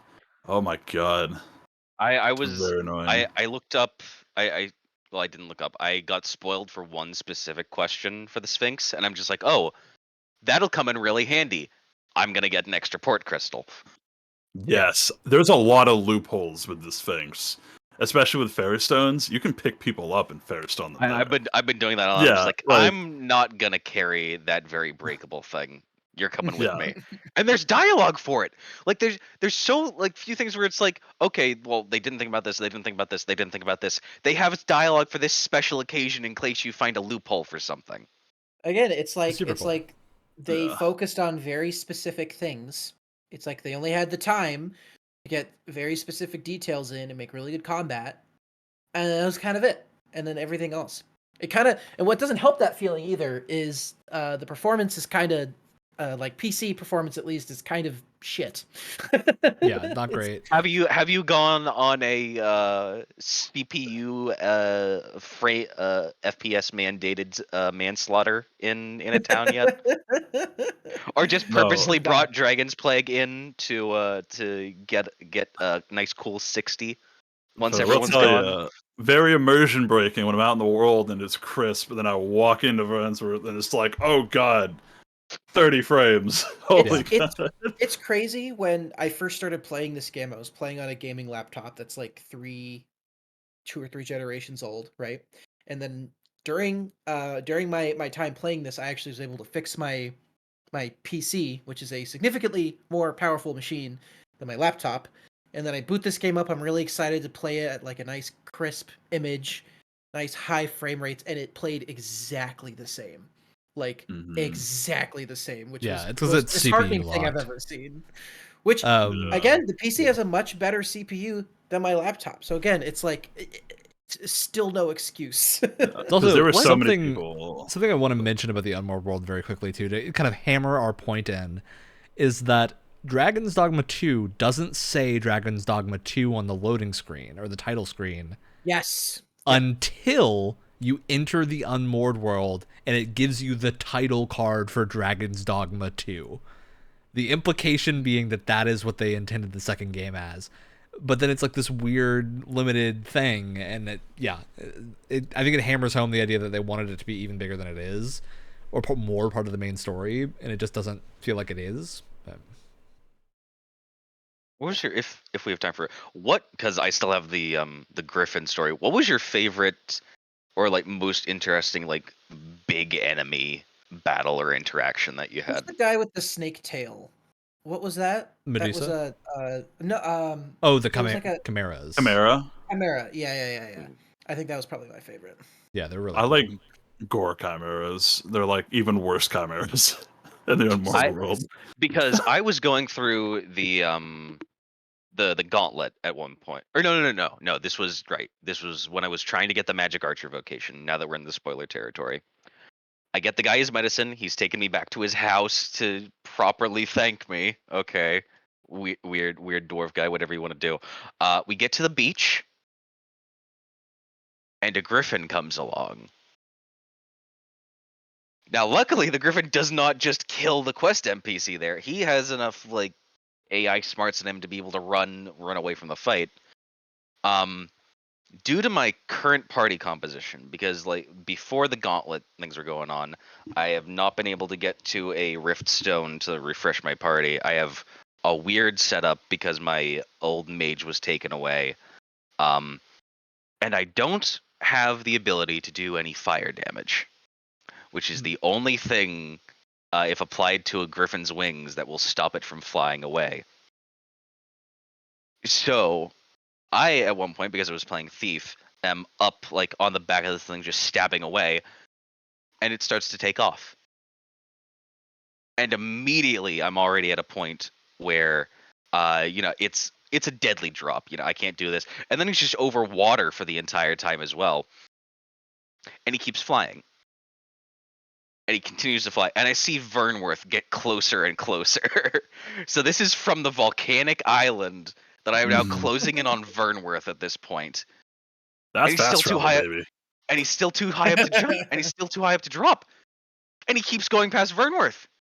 And he reenacts the goddamn Griffin flight from the beginning of the game and drops me off at the place where you start. Griffin There's a little tip, Alex. If you climb to the head of the Griffin and then hit it on the head while it's flying, you can force it to drop. No.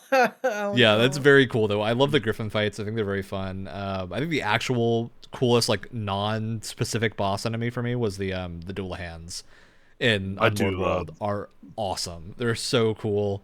You can see it on screen now. Like, they're hard to fight. They're cool, like, and they have like fun moves. Drop you is just so hard to deal with. Yeah, they're legitimately challenging. They feel super fun to fight, even when you're destroying things. And they just got a really cool moveset of like vaguely humanoid, but bigger than you and scarier. So, yeah, I think they're super fun. I wish there was more stuff like that. That was a little bit more varied in the base game. Mm-hmm. How about you, Kyle? What was your highlight? Honestly, I really just liked like early Drake fights. Before I got Mirror Shield and completely negated the Drakes. Because oh my god, that like slam attack they do, Mirror Shield, ignore you. Bye. Meteor Storm, Mirror Shield, ignore you. Bye. No way. Yeah, you could just Mirror Shield. I thought that only worked on beam attacks with like the gaze. Mirror Shield ignores everything. Yeah, like, it ignores every single thing in the game. It is a broken ability that just I have yet to get into the Vernworth vault. Is that where? I don't think I ever actually found it. I never looked into it. I never attempted to find it. But yeah, I think there are two abilities in the game that are problematic, and it's Formless Feint and Mirror Shield. And I think those two abilities probably should be looked at. Because one of the other abilities I love from Mystic Spear Hand, I forget what its name. It's the Kamehameha, the one you charge. Yeah, I love that one so much. That one, so fun. When it hits, does so much damage. Its hitbox is so small, though. I've whiffed way more times. Also, like, what's the Warrior Master skill? That one is like, I'll have it just about charged up, and as soon as it's ready, the enemy walks away. Get Monster Hunter. Absolutely the Monster Hunter greatsword experience.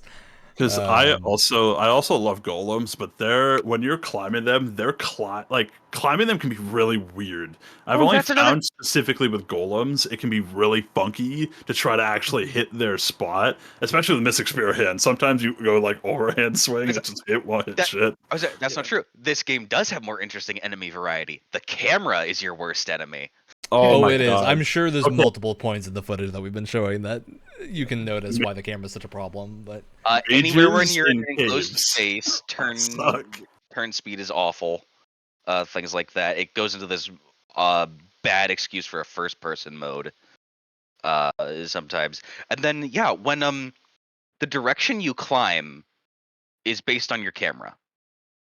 Yes. So if an enemy turns. You're still pressing the up button. Now you're going this way. Yeah, I didn't find it like super bad for most enemies. It was just the golem. Sometimes like you'll just clip through specific parts of it. I think it's because like it's just weirdly it's a small enemy and it has just a lot of like angles for it because rocks. Oh yeah, because there's one hidden on the underside of his arm, on his hand. There's weird. Yeah, then trying to get to it's like, oh my god, even a nightmare. On his foot, that one's really annoying. Because honestly, the camera wasn't as bad. In the open world, the camera's not that bad. But once you get into caves, if you got I was running with a mage and sorcerer for so long, I couldn't see shit in caves because they were just blasting. I stopped hiring sorcerers VFX, so I could see the game. Which I do love that you can block the screen with your VFX. But I think sorcerers, like the VFX in this game caused so much screen shake that I hit a point where I was like, I can't deal with it. I didn't have that problem in Dragon's Sorcerer Dogma Party. 1. I think a lot of that is the effects in Dragon's Dogma 1 tended to go away a little bit faster. But yeah, I think that's one of the problems. But that, and I do love what was it, Meteor Storm? Like the hired sorcerer would always use Meteor Storm on bats or rats, or just like any of the most like smallest enemy. And be like, yes, I must use my most overpowered spell. Yeah, some of those spells are so broken in the end game, just ruin boss fights. I still need to level up sorcerer because I really want to do that tornado. The tornado breaks things. It's just like, okay, you're no longer a fight. You guys are fighting anymore with the tornado. It's great. It's wonderful. Look at it go away. All right, so let's wrap up gameplay discussions. I think we're all pretty universally happy with the gameplay. It just is like a lot of things are a side grade from Dragon's Dogma 1 and not necessarily an upgrade. All right, I want to talk a little bit about the Unmoored World story segments and the resolutions we get for characters. Not necessarily hyper-specifically, but I just want to mention things like I think Disa and Phasis, and you don't learn about their motivations and why they did the things they did until the Unmoored World. It actually does get explained. They do explain it. The problem is they explain it in the Unmoored World, which is like so deep into the game that it's wild to me that they put all this stuff there, because I think legitimately a huge bit of commentary for this game has been that it feels like Phasis and Disa specifically as the like main villains, I guess, of the original game or the non-Unmoored World story feel like they should be better explained, and the problem is that they are eventually explained. It's just in this post-game bit, so by the time you actually learn about them, they're no longer a problem, and it's wild. If I was to trap one of those two characters in the ceiling file before I enter the Unmoored World, would anything happen? You probably would break something. Yeah, you would definitely break the game. I don't know how, but you probably would. You'd release like an earlier version, a non-Unmoored World version. It is hilariously easy to break quests in this game. Oh, yes. Yeah, at least generally you can unbreak them with a Wake Stone, but yeah, they definitely let you. There's some quests that just never triggered for me properly, like the ornate box. Just I can't finish it. Really? I never completed that quest. I guess because I found the ornate box and took it somewhere, and so I just had one to give to the dude. I had the cutscene where Sven talks to the shopkeeper, and then I was like, I'll get to this later. I'm not really interested at the moment. Hours later, I come back, I buy the ornate box. And because I've already met Sven and have done a couple quests with him, I think it just broke the quest line, but the game decided not to tell me that. So I had bought the box, and pretty much the same thing, but like I didn't talk to him beforehand. I just bought the box and was like, oh, that seems important. And I left. Because he's also the kid that you like, that you either choose to help out, like get like he's like running from the guard. So like you do that, and then he's talking to the shopkeeper guy, and then I didn't talk to him until after I realized that was Sven. Anyway, it was bothering me because I spent way too long trying to figure out how to get the fucking quest to start. I told you guys that I was trying to get the warrior master skill, and it wouldn't let me. Even though I was like completing all the quest steps properly, because I had too high affinity with the Meister, and he would just keep going on escort quests with me, and he wouldn't. You have give to just me repeatedly tell them no until they stop, and then it goes away. But yeah, the escort quests are kind of annoying. Now they don't really do anything. Don't they just give you like a flower? They give you rift crystals if you do them. I think they give me rift crystals and anxiety when I see them waiting in front of my house. I think what they are meant to be is just a way for you to get them as a party member, basically. I think that's the idea. I wish they had done that in like a more official capacity. Like you can ask them to come join you on a mission or something, like, and not have it be this weird random escort mission thing. Yeah, I'm sure the reason why is some crazy tech reason, but still, it feels weird. All right, let's talk about the actual end of Unmoored World a little bit, because I think this is the most interesting part of Dragon's Dogma 2. Oh, the part that I know nothing about. Here we go for Oh, spoilers. it's not that complicated. It's very much a... I don't care at this point. So Dragon's Dogma 1 set up the idea that Dragon's Dogma is a cycle. It's a cycle of the Arisen and the dragon fighting each other for eternity, because that's what the world wants to happen, basically. It's like a humanity versus the will of crazy gods thing. Dragon's Dogma 2, same deal. It's exactly the same. It's just this time the will of a greater god is given the form of the Pathfinder guy. So you have a more representative thing to direct your anger at, I guess. And the like final segment of the Unmoored World is basically you debating of like the setup for the Unmoored World is basically that you deciding to not obey the laws of the cycle during the base game means that you have fucked up the world and that everyone's gonna die. Essentially, like the world is getting overtaken by the blight, and so the whole sequence of events in Unmoored World is you fighting that. What you're saying is it's the Matrix. Basically, yeah, functionally. Okay. It's a good way to sum it up, actually. What I cannot get over how much I hate about the Blue Man is how he just changes Phasis' mind in that one quest. Yeah, that's not Phasis, that's Ambrosius. That's his weird wacky dude. Yes, yeah, he does that repeatedly. So he's literally like God. He's basically the capital G God of Dragon's Dogma world, and it's the whole story of going against him. And then the final cutscene where they're playing the credits, you see this rad super dragon, and I'm like, I want to fight that thing, and then you don't get to fight it. So lame, you don't get to fight him. That should have been the final boss. Yeah, this absolutely should have been the final boss fight. But you get to like climb on its back and stuff and see some cool things. But yeah, basically the setup is that like you do all of this. And then the final segment is you like actually winning, very hero's journey thing. But it's just weird that it's all locked this far in the game and not really introduced as a concept until the Unmoored World.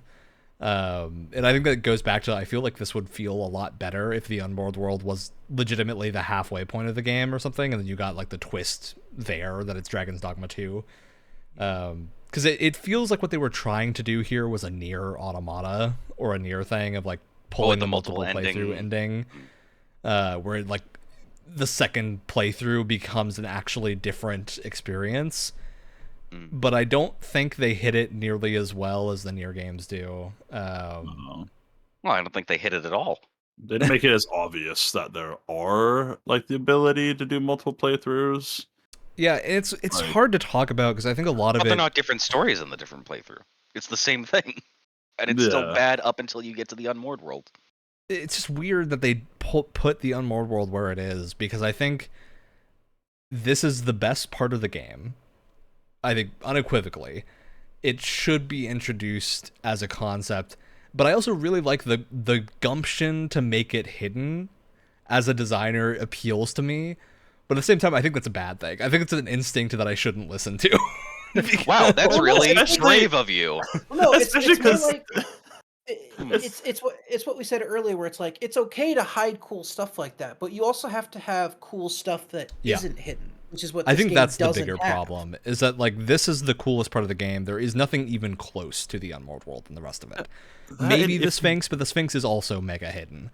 It would be like if the underground caves in Tears of the Kingdom was left until almost the very end of the game.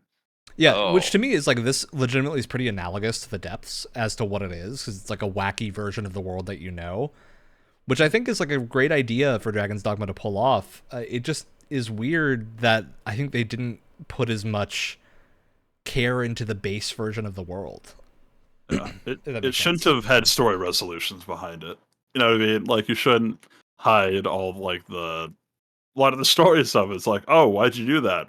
Well, beat the base game and then come back here. Well, it's interesting because Dragon's Dogma 1 did the same thing, but in 1 the post game is unavoidable. Really, you can't not enter the post game world state, and even then it's not timed. It's just like this crazy dungeon opens up below you. So I feel like that would have been something analogous to that would have been a better way to handle this, of where you eventually end up there regardless. I do agree. I think if they did it the exact way they had it now, but then just never ended it when you're sitting on the throne, and then you're just like, what the fuck, bro? Like, why isn't this ending? And then, like, you have to figure out, like, why is this? And then it's like, oh, that's not the end of it. There's a whole nother thing, but you have to get there. Like, we're not ending it here. Honestly, I think that would have been the play. It's like, make it so that if you sit on the throne, you just have to sit there.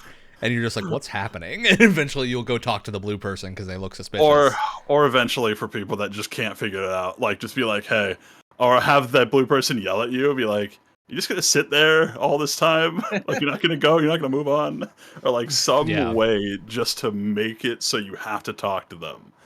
Because it's not obvious. You can, like, you're literally guided to the throne. Go there, and then just a guy sitting there. I was like, oh, what are you doing here? And I was like, oh, well, he's gone. I sat on the throne. It's like, oh, you're back.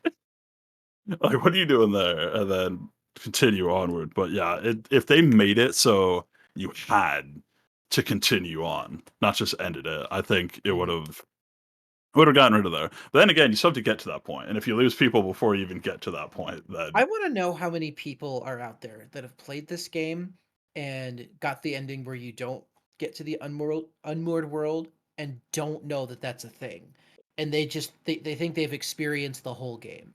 Like, I'd say a large majority of people. I was gonna say, look at the achievement percentages. Actually, that's fair. Is there an achievement percentage for people? I think there is one for the unmoored world. There's one for witnessing the unmoored world. Let's see if there's one. Actually, like, how many people just don't know about it? That's the crazy thing. Because there's going to be a percentage of people like me who just didn't play enough to get there, and maybe they had heard of it beforehand. But how many people just don't know it exists at all? Crazy. Where is it? If I were to wager, I'd say less than 50. Yeah, it says 20% of players have reached the unmoored world. Oh, God! But that also, again, is going to include tons of people that haven't finished the game yet. Definitely, that's probably there's going to be a lot of people that know about it or have heard of it or seen footage of it. But there's going to be people out there that just don't know it exists. Maybe because they didn't want to spoil themselves, and so they didn't look at any social media related stuff or whatever. But there's going to be a lot of people who just don't know this exists, and it's the best part of the game. Yeah, I think that's absolutely the case. And that's a problem. It stands out because in Dragon's Dogma 1, there is tons of stuff that is like the stuff you see in the post-game, in the base stuff. And to be fair, a lot of people bounce off of Dragon's Dogma 1 as well, because it has its fair share of issues, for sure. Like, Darker, I think Darker isn't added this, right? Where it's the whole, 7 deadly sins bounty hunters that are after you? I don't know specifically what stuff in the overworld it added, but this is the end credit scene here actually acknowledges all of the characters you've interacted with along the main story and gives them some form of resolution. So it's bizarre to me that this is where this is, right? It would feel so unsatisfying. And I think design-wise, there's cool things you can do with that, but I really wish more of this was just in the story before Unmoored World. Because I think it's a problem. There's a lot of points where it feels like you should have had things pulling you along in the main story that you just don't. Mm-hmm. Especially in the transition from Vermorth to Batal, it just kind of loses most of the plot threads that you were following. And it's those threads are not left hanging forever, but they are definitely left in the dust for way longer than they should be. To where you never resolve them if you don't go to the Unmoored World. So it almost makes me feel like they started with the Unmoored World and then worked backwards. Yeah. You know what I mean? That's what I was kind of getting at with the Dragon's Dogma 2 title screen thing. So bizarre. I think that's what they did. Weird. That's so weird. It's backwards. Because the Unmoored World just has all the cool information. It has it has the ending. It has all the stuff that you want to know. It's oh well, here's the ending. Let's go backwards, and they just didn't do it right. This is a game where I want a Jason Schreier article, 4-hour Noah Caldwell-Gervais video on this game. Here's all the reasons why. The absolutely biggest what happened video we've ever seen. Can we have a projection tier for that? The guy who does most 12-hour Oblivion retrospective. Most likely just time and higher ups wanting to get the game out. Yeah, which is why I'm really curious if they're going to pull a Dark Arisen with this, and that DLC is going to come out that fixes a lot of these issues. God, I hope so. And I hope they do, but it's so weird that we're repeating history. But I also don't want a DLC that exclusively fixes issues. I want a DLC that adds things that weren't there in just the previous game. Because also, the amount of people you're losing by doing that, it's like, if the base game wasn't good, you're going to trust the DLC is going to be much better. You already lost a lot of your player base. Yeah. Like, I don't know. And of course, here's it goes where my dearest friends were Brant and Lennart. And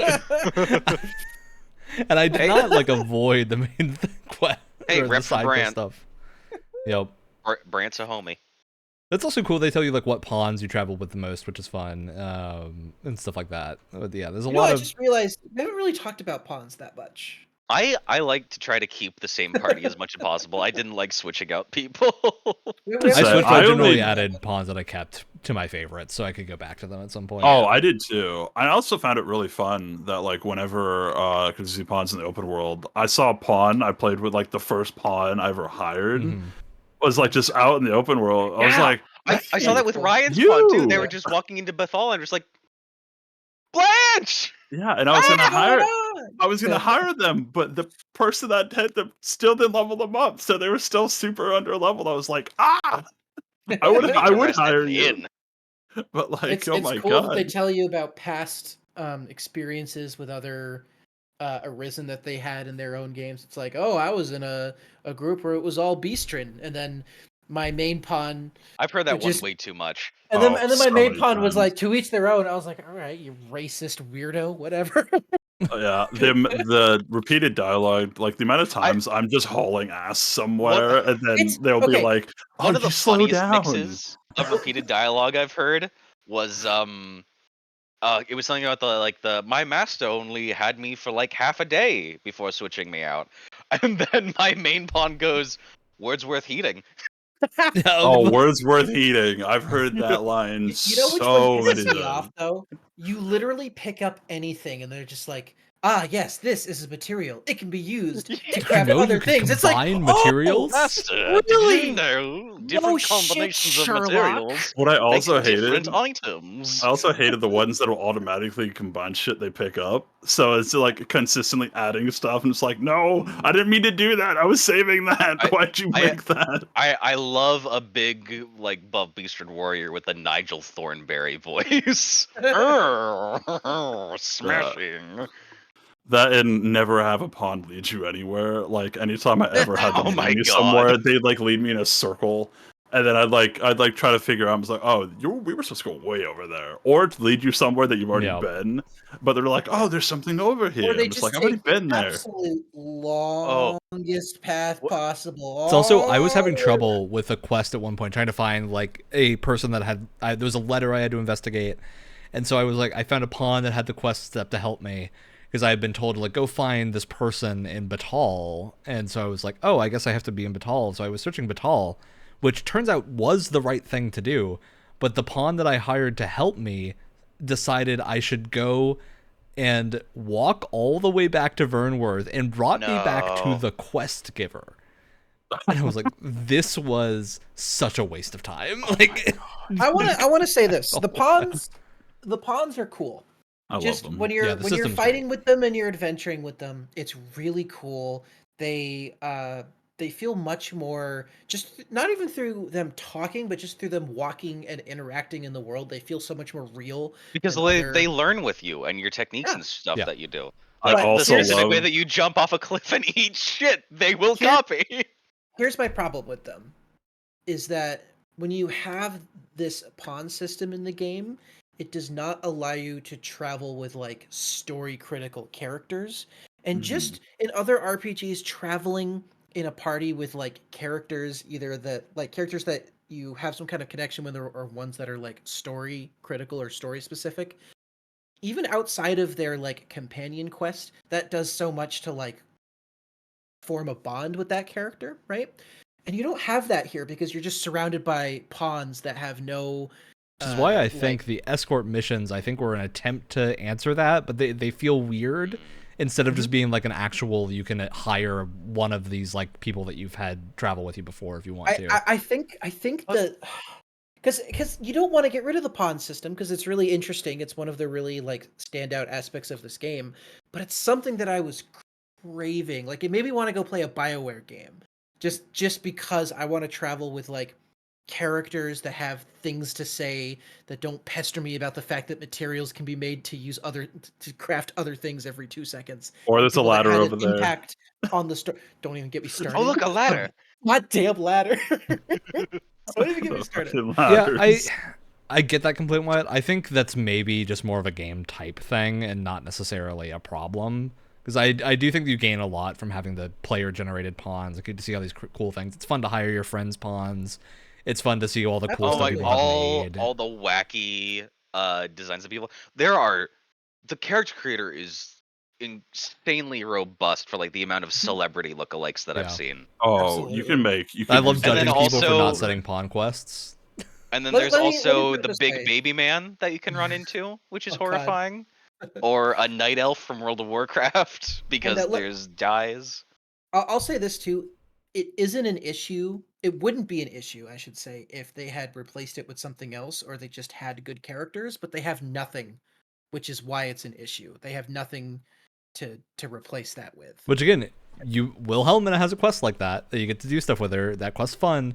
But again, very hidden. Like, I think a lot of that stuff is just so hidden. You can go adventure with the Mystic Spearhand Master in a tower to fight a dragon. It's in the bottom corner of the map, and you don't have to go there at all. But it's really fun if you do go there. You can go like do a whole dungeon crawl with him. So that stuff exists. It's just so hidden. Why? What did you guys think of Dragon's Plague? I never ran into it. I never had to deal with it. I got the pop-up. It wasn't a problem. I got the pop-up. I'm just like, oh no. Oh well. Dismissed. So the Pawns only wouldn't shut the hell up about it. Yeah, they kept literally the the first time I ever saw that pop-up was as I hired a pawn. I got the Dragon's Plague is this. First time when you hire a pawn that has it, that's the first time. And I'm just like, okay, bye. Yeah. Like, why would I did that, you? and the pawn didn't have Dragon's Plague, so I was even more paranoid. I was like, did someone else get it? So Dragon's Plague does not everyone show. Line up. I gotta check your eyes. So Dragon's Plague does not show up in like your afflictions menu, and the red eyes don't manifest immediately. I mean, but I slept in an inn with all those same pawns and nobody died. So I assume it's a thing of like, I assume there is so much have to have the red eyes for them to actually kill things, but yeah, that's how it works. Like, at no point was it ever a problem. I think you have to adventure with a pawn with Dragon's Plague for a really long time for it to happen. And yeah, it never happened to me. I get why people are super frustrated if it does, because it is bizarrely punishing for this weird one-off thing that can just happen randomly, and it's also like ruin your enjoyment. Story important, but it's also made people, like never hire pawns with face coverings on them. Yep. Yep. You know, I think it's probably a silly thing to have added, and if you were gonna do the Dragon's Plague, I feel like there should be a cure or something. Like, I think it needs to be a thing where or just a better mechanic where it doesn't wipe out the town. Instead, that pawn turns into a boss that you fight. Because I love or they like kill one person and not a whole town. Like, totally would be reasonable. Think about it this way, right? It's a mechanic because all of these pawns remember and store data from like other Arisen that they've visited and other like rifts that they've been to, right? How cool is it if you have this disease that's spread in real time among all the pawns, right? And it's so like cool. if like one pawn has it and comes into contact with another one, when that one leaves and goes off to see another master, it like they has like, the potential to be an amazingly cool system. And so it's something that like us as players has to fight back and try and mend as much as possible. But we don't have a cure, right? Like, that's the weird thing. That's what I'm saying. If they had, like, you throw them into the brine. It feels like a half-baked system. Like, I think this goes back to us saying add it onto the pile. It's like on the pile of things that feel a little bit rushed. Because I totally think there's a cool system here of like player pawns catching a basically disease that could spread around. I think it's super cool and like a fun sort of player gameplay mechanic. Kind of reminds me of like Helldivers. They have the back end for that too. Yeah, Like they've shown they do. So I just wonder, like, did they do that and we're like, that's enough? We're gonna stop there and just hope people figure out the cure is to throw them in the river? Like, bring them to the brine, get rid of them. Especially because I don't know what would have happened if I got it in the Unmoored world because there's no rivers anymore. I guess I would have had to throw them off a cliff. One spoiler that I saw is that apparently the countdown timer in that also is that, or like when you find your pawn in the Unmoored world, they have Dragon's Plague after a certain amount of time. Yeah, that didn't happen to me. So That I don't didn't happen know. to me either. But like, I don't know if that information is good or not. What a mess! yeah. Oh, what a mess!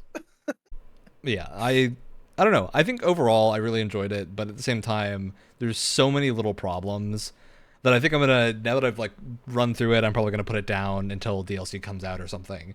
And I actually think I might just go replay Dragon's Dogma 1. I have really weird and kind of complicated feelings on how I feel about it overall, because I can't just ignore that definitely the first half of my time with the game was really, really good, and I was having a ton of fun.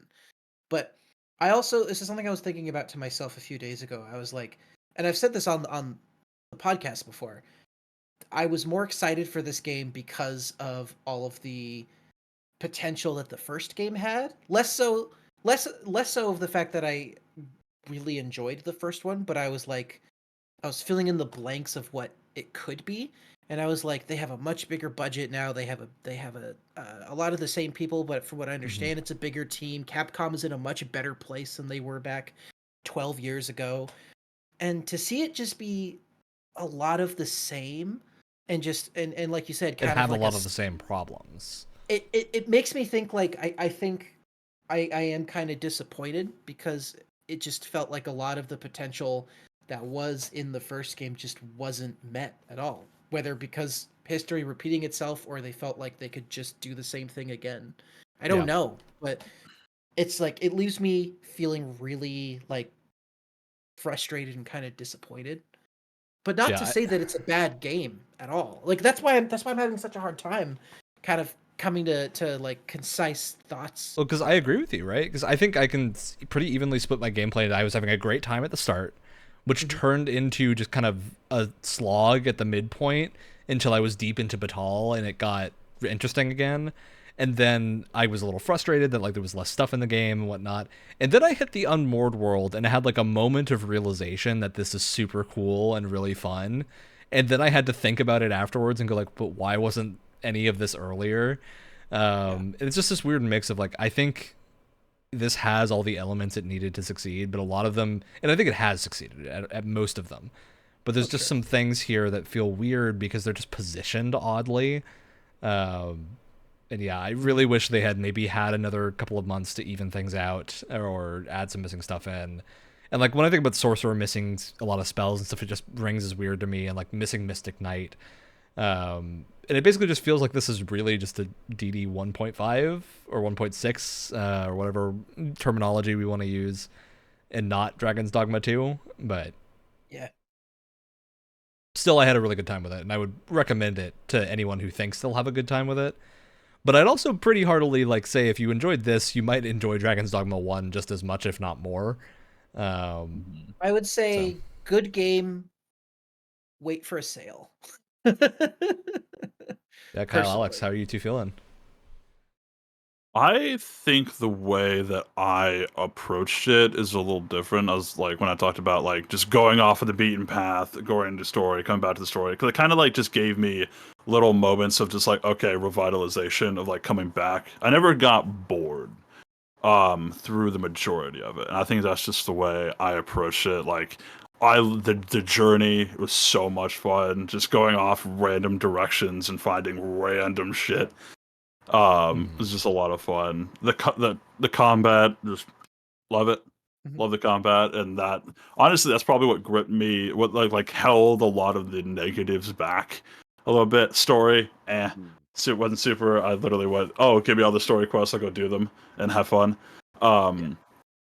And like Unworld World was great. I loved it. So like, I love this game. And I didn't even play Dragon's Dogma 1. Which means, one, do not know the differences between the two besides what I've heard here. But that also means I don't have any of the negatives. I'd also say that means you've got another good game to go play now. Yeah, and honestly, depending on who you ask, is better. Yeah, which, like, if I didn't have so many games playing already, I was like, yeah, I own it. I just never like super got into it. But yeah, I love it. The journeying aspect, the adventure, the combat was so much fun. Story, Unworld World, great. But overall, I really enjoyed the game. All right, Alex. Having not made it to the Unmoored World yet, for the vast majority of my time as someone who plays games, I play them for the story. Yeah. And I was warned about this before because by you, Ryan, and I've also played Dragon's Dogma 1. I still think there's that, and there's so many weird drawbacks and the back steps from the first game that it keeps it from being like the combat and the way that it feels is exceptional to me, and it feels like I really bounced off of Monster Hunter. The combat here is exactly what I wanted Monster Hunter's combat to be like. But I don't really think that's enough to get it past a 7 for me with all the other drawbacks. Oh, fair. All right. Well, I think that's our Dragon's Dogma 2 discussion. We might circle back on this if they release DLC at some point to comment on, at least Kyle and I. But yeah, I think everything we've said here is very applicable. I think you'll know if you are going to like this game or not based on what we've said. Like, if story's not important for you, you'll probably have a good time. If it is, there's stuff to look forward to, but it's all at the very end. So you better be ready to play like 50 hours of the game first. You're in it for the long game.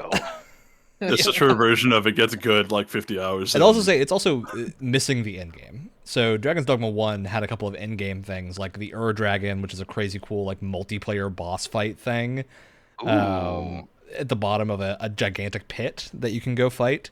And that would be like the best way to Dragon Forge your gear going down there. And that's not Dark Arisen. That's just base game Dragon's Dogma 1. Dark Arisen added Bitter Black, which is a super cool like dungeon crawl, basically in like a Dark Souls style castle. That's the one where they added the Beholder, right? Yeah, they added a Gazer, which is like the Beholder style enemy. They added Death as a thing. That's like a that's right. One shots you but you can run away, so you're kind of like running away from it all the time. And tons of other cool enemies. There's like a gigantic Cyclops in a pit that you have to go fight, stuff like that. Just tons of variants. And yeah, I think that's really what's missing for me is that like gameplay end game. Of like, now that I've beaten Unmoored World, there's really not a reason to go back. And I think like I'm finishing all the vocations basically, but once I'm done with that, I'm out of content to play, pretty much. And I wish there was something repeatable that I could do that was like Dragon's Dogma 1's Dragon or something. Which means I'm probably just going to go back and play Dragon's Dogma 1 eventually. So, yeah, I think that's the biggest issue for me. All right. Well, that's our discussion. So let's hop into the finale thing, which is that we've got a surprise thing for Game Pass this coming month, because Wyatt, Alex, and I talked, and we offered a position to Kyle, and then we swiftly revoked it because we forgot we had a cool idea. No offense, Kyle. No offense. It's okay. So what our plan is, and Wyatt, I think you were the one that brought up this idea, so why don't you go through it? Yeah. So you may or may not have heard there's a Fallout TV show out at the moment. I don't know if anyone here has seen it. I've seen the first episode. I have not yet. Very much looking forward to watching. And that first episode was pretty rad. So I had the idea of playing a bunch of the Fallout games. We already kind of did this with Elder Scrolls, even though we didn't do Skyrim, which I'm sure we'll do at some point. But there was a lot of debate. Brett to play Skyrim. That's going to be something to see. But there was a lot of debate on where do we start. Do we start with the older ones, the CRPGs? Do we mainly stick with like Bethesda, Obsidian era stuff? And I think what we decided is we're gonna do Bethesda Obsidian era, right? So we're gonna do Fallout 3, New Vegas, and 4, right? Yeah, and then we're going to throw in Fallout 2 for our CRPG representation. Yes. To get some experience with that. We're skipping one, I think, just because it's the oldest and none of us know anything about it. But maybe that's a mistake, and you can yell at us. We're also skipping 76. 76 and Tactics as well. I have experience with both 1 and 2. There's 1 does a few interesting things. 2 is a much better representation of 1, at least how it's more approachable. There are some weird backsteps in content with it, but it's mainly better. We probably won't know about them, so yeah. Okay. So yeah, we're doing a Fallout sort of mini retrospective. As a reminder, for Games Pass, we typically only play between 1 and like 3-ish hours of a game. I think this will be a weird one because a few of us have definitely played a lot more of these, so we'll have more to talk about. But yeah, it's kind of we just want to go through and talk about how these games are different and what the evolution looks like. It'll be interesting to go from the second game to Bethesda's first outing and just see like, because I haven't really dabbled in Fallout. Oh, that's another thing. Should we try to play these all in order? I would say I'm going to do them. I want to do them in order just because I want to see the like evolution of the series, right? If I hadn't played them before, I would do that, but I've played every single one of them except for 2 all the way through. So. Okay. Because I think it'll be because I really enjoyed when we were talking about the evolution of from Morrowind to Oblivion, right? And I'm really excited to do that here, especially because not only are we going from like one era to another era, really, we're also switching around developers a lot. There's like 3 different developers in this lineup, which I find kind of interesting. We'll also have a slightly longer time to do this one too, because we're not going to do the next Game Pass episode until June, just because travel is falling in the middle. But so that'll be a fun thing to look forward to for June. But otherwise, I think we've wrapped up the Dragon's Dogma discussion. We've wrapped up our Fallout discussion. So the last thing to do is shout outs, which, Kyle, if you don't know, is we shout out just a thing. It could be whatever you want. It could be food that you had today. It could be food that you had. It could be a game you're looking forward to. I'll start and give an example. So I'm very excited that 2 games are coming to Game Pass very soon. Manor Lords, which is like a really cool city builder mixed with some cool combat systems. It's a very small dev team. Looks great. And Eiyuden Chronicle 100 Heroes, which is the Suikoden spiritual successor. Is out next week, so it's very exciting. It's on Game Pass, so I'll be playing both of those a little bit. And also, surprise third part to that is I went and saw The Ministry of Ungentlemanly Warfare earlier today. Oh. Great movie. I really liked it. I've heard it's good. It has Henry Cavill in it.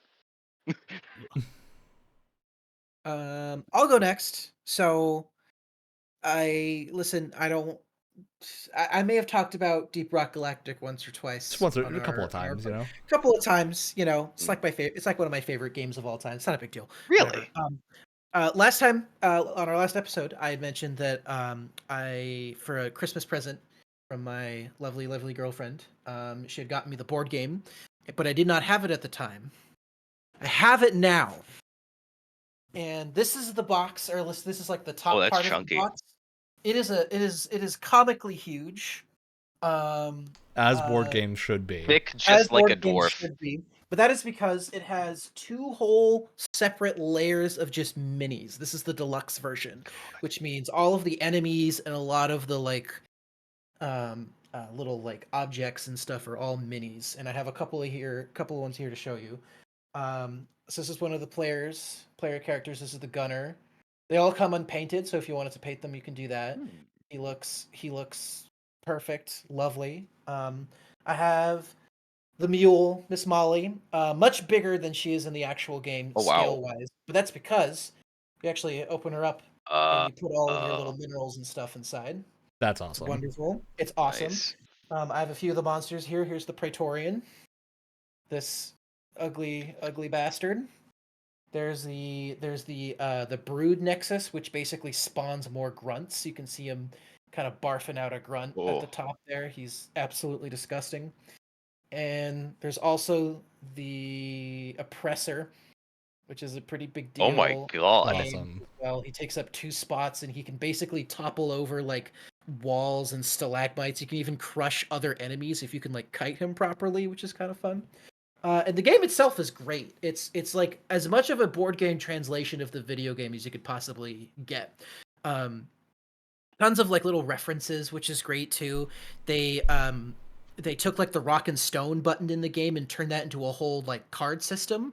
So you have different like power ups that you can play at any time. It's called like a rock and stone card.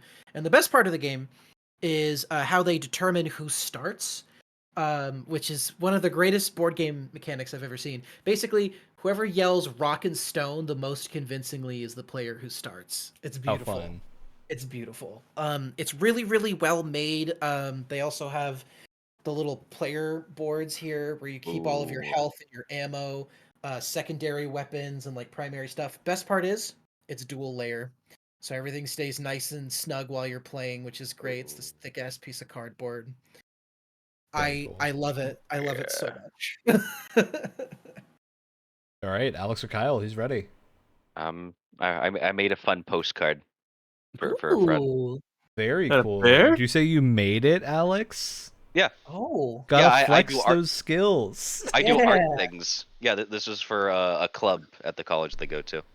That's very Oh, cool. Nice. That looks great. And of course, I just included as many memes as possible. There's the cow going out into the ocean that just says like "man" underneath it. Perfect. I would have it no other way, not even knowing what that's a reference to. It's great. That's fantastic. So I'm gonna shout out one of my most recent addictions, which is a game called Balatro. Which I highly recommend if you like roguelike deck builders, anything like Slay the Spire, because it is that poker. And it is very addicting. It is very fun. It also shows how far you can get with just gameplay as your hook. Oh, like, yeah. Slay the Spire has like a ton of theming, and some Balatro is just poker, but it's so well done. No story, just poker. It gets insane with a lot of the mechanics. Super cool. Yeah, Balatro's great. I love that. All right, game. well, that's the end of the show. As always, Tuesdays, podcast goes live on the podcast platform of your choice, YouTube and Twitch. We'll see you next week for some more capital C content. Now I have to spend the next 20 minutes getting all of the stuff back in the box.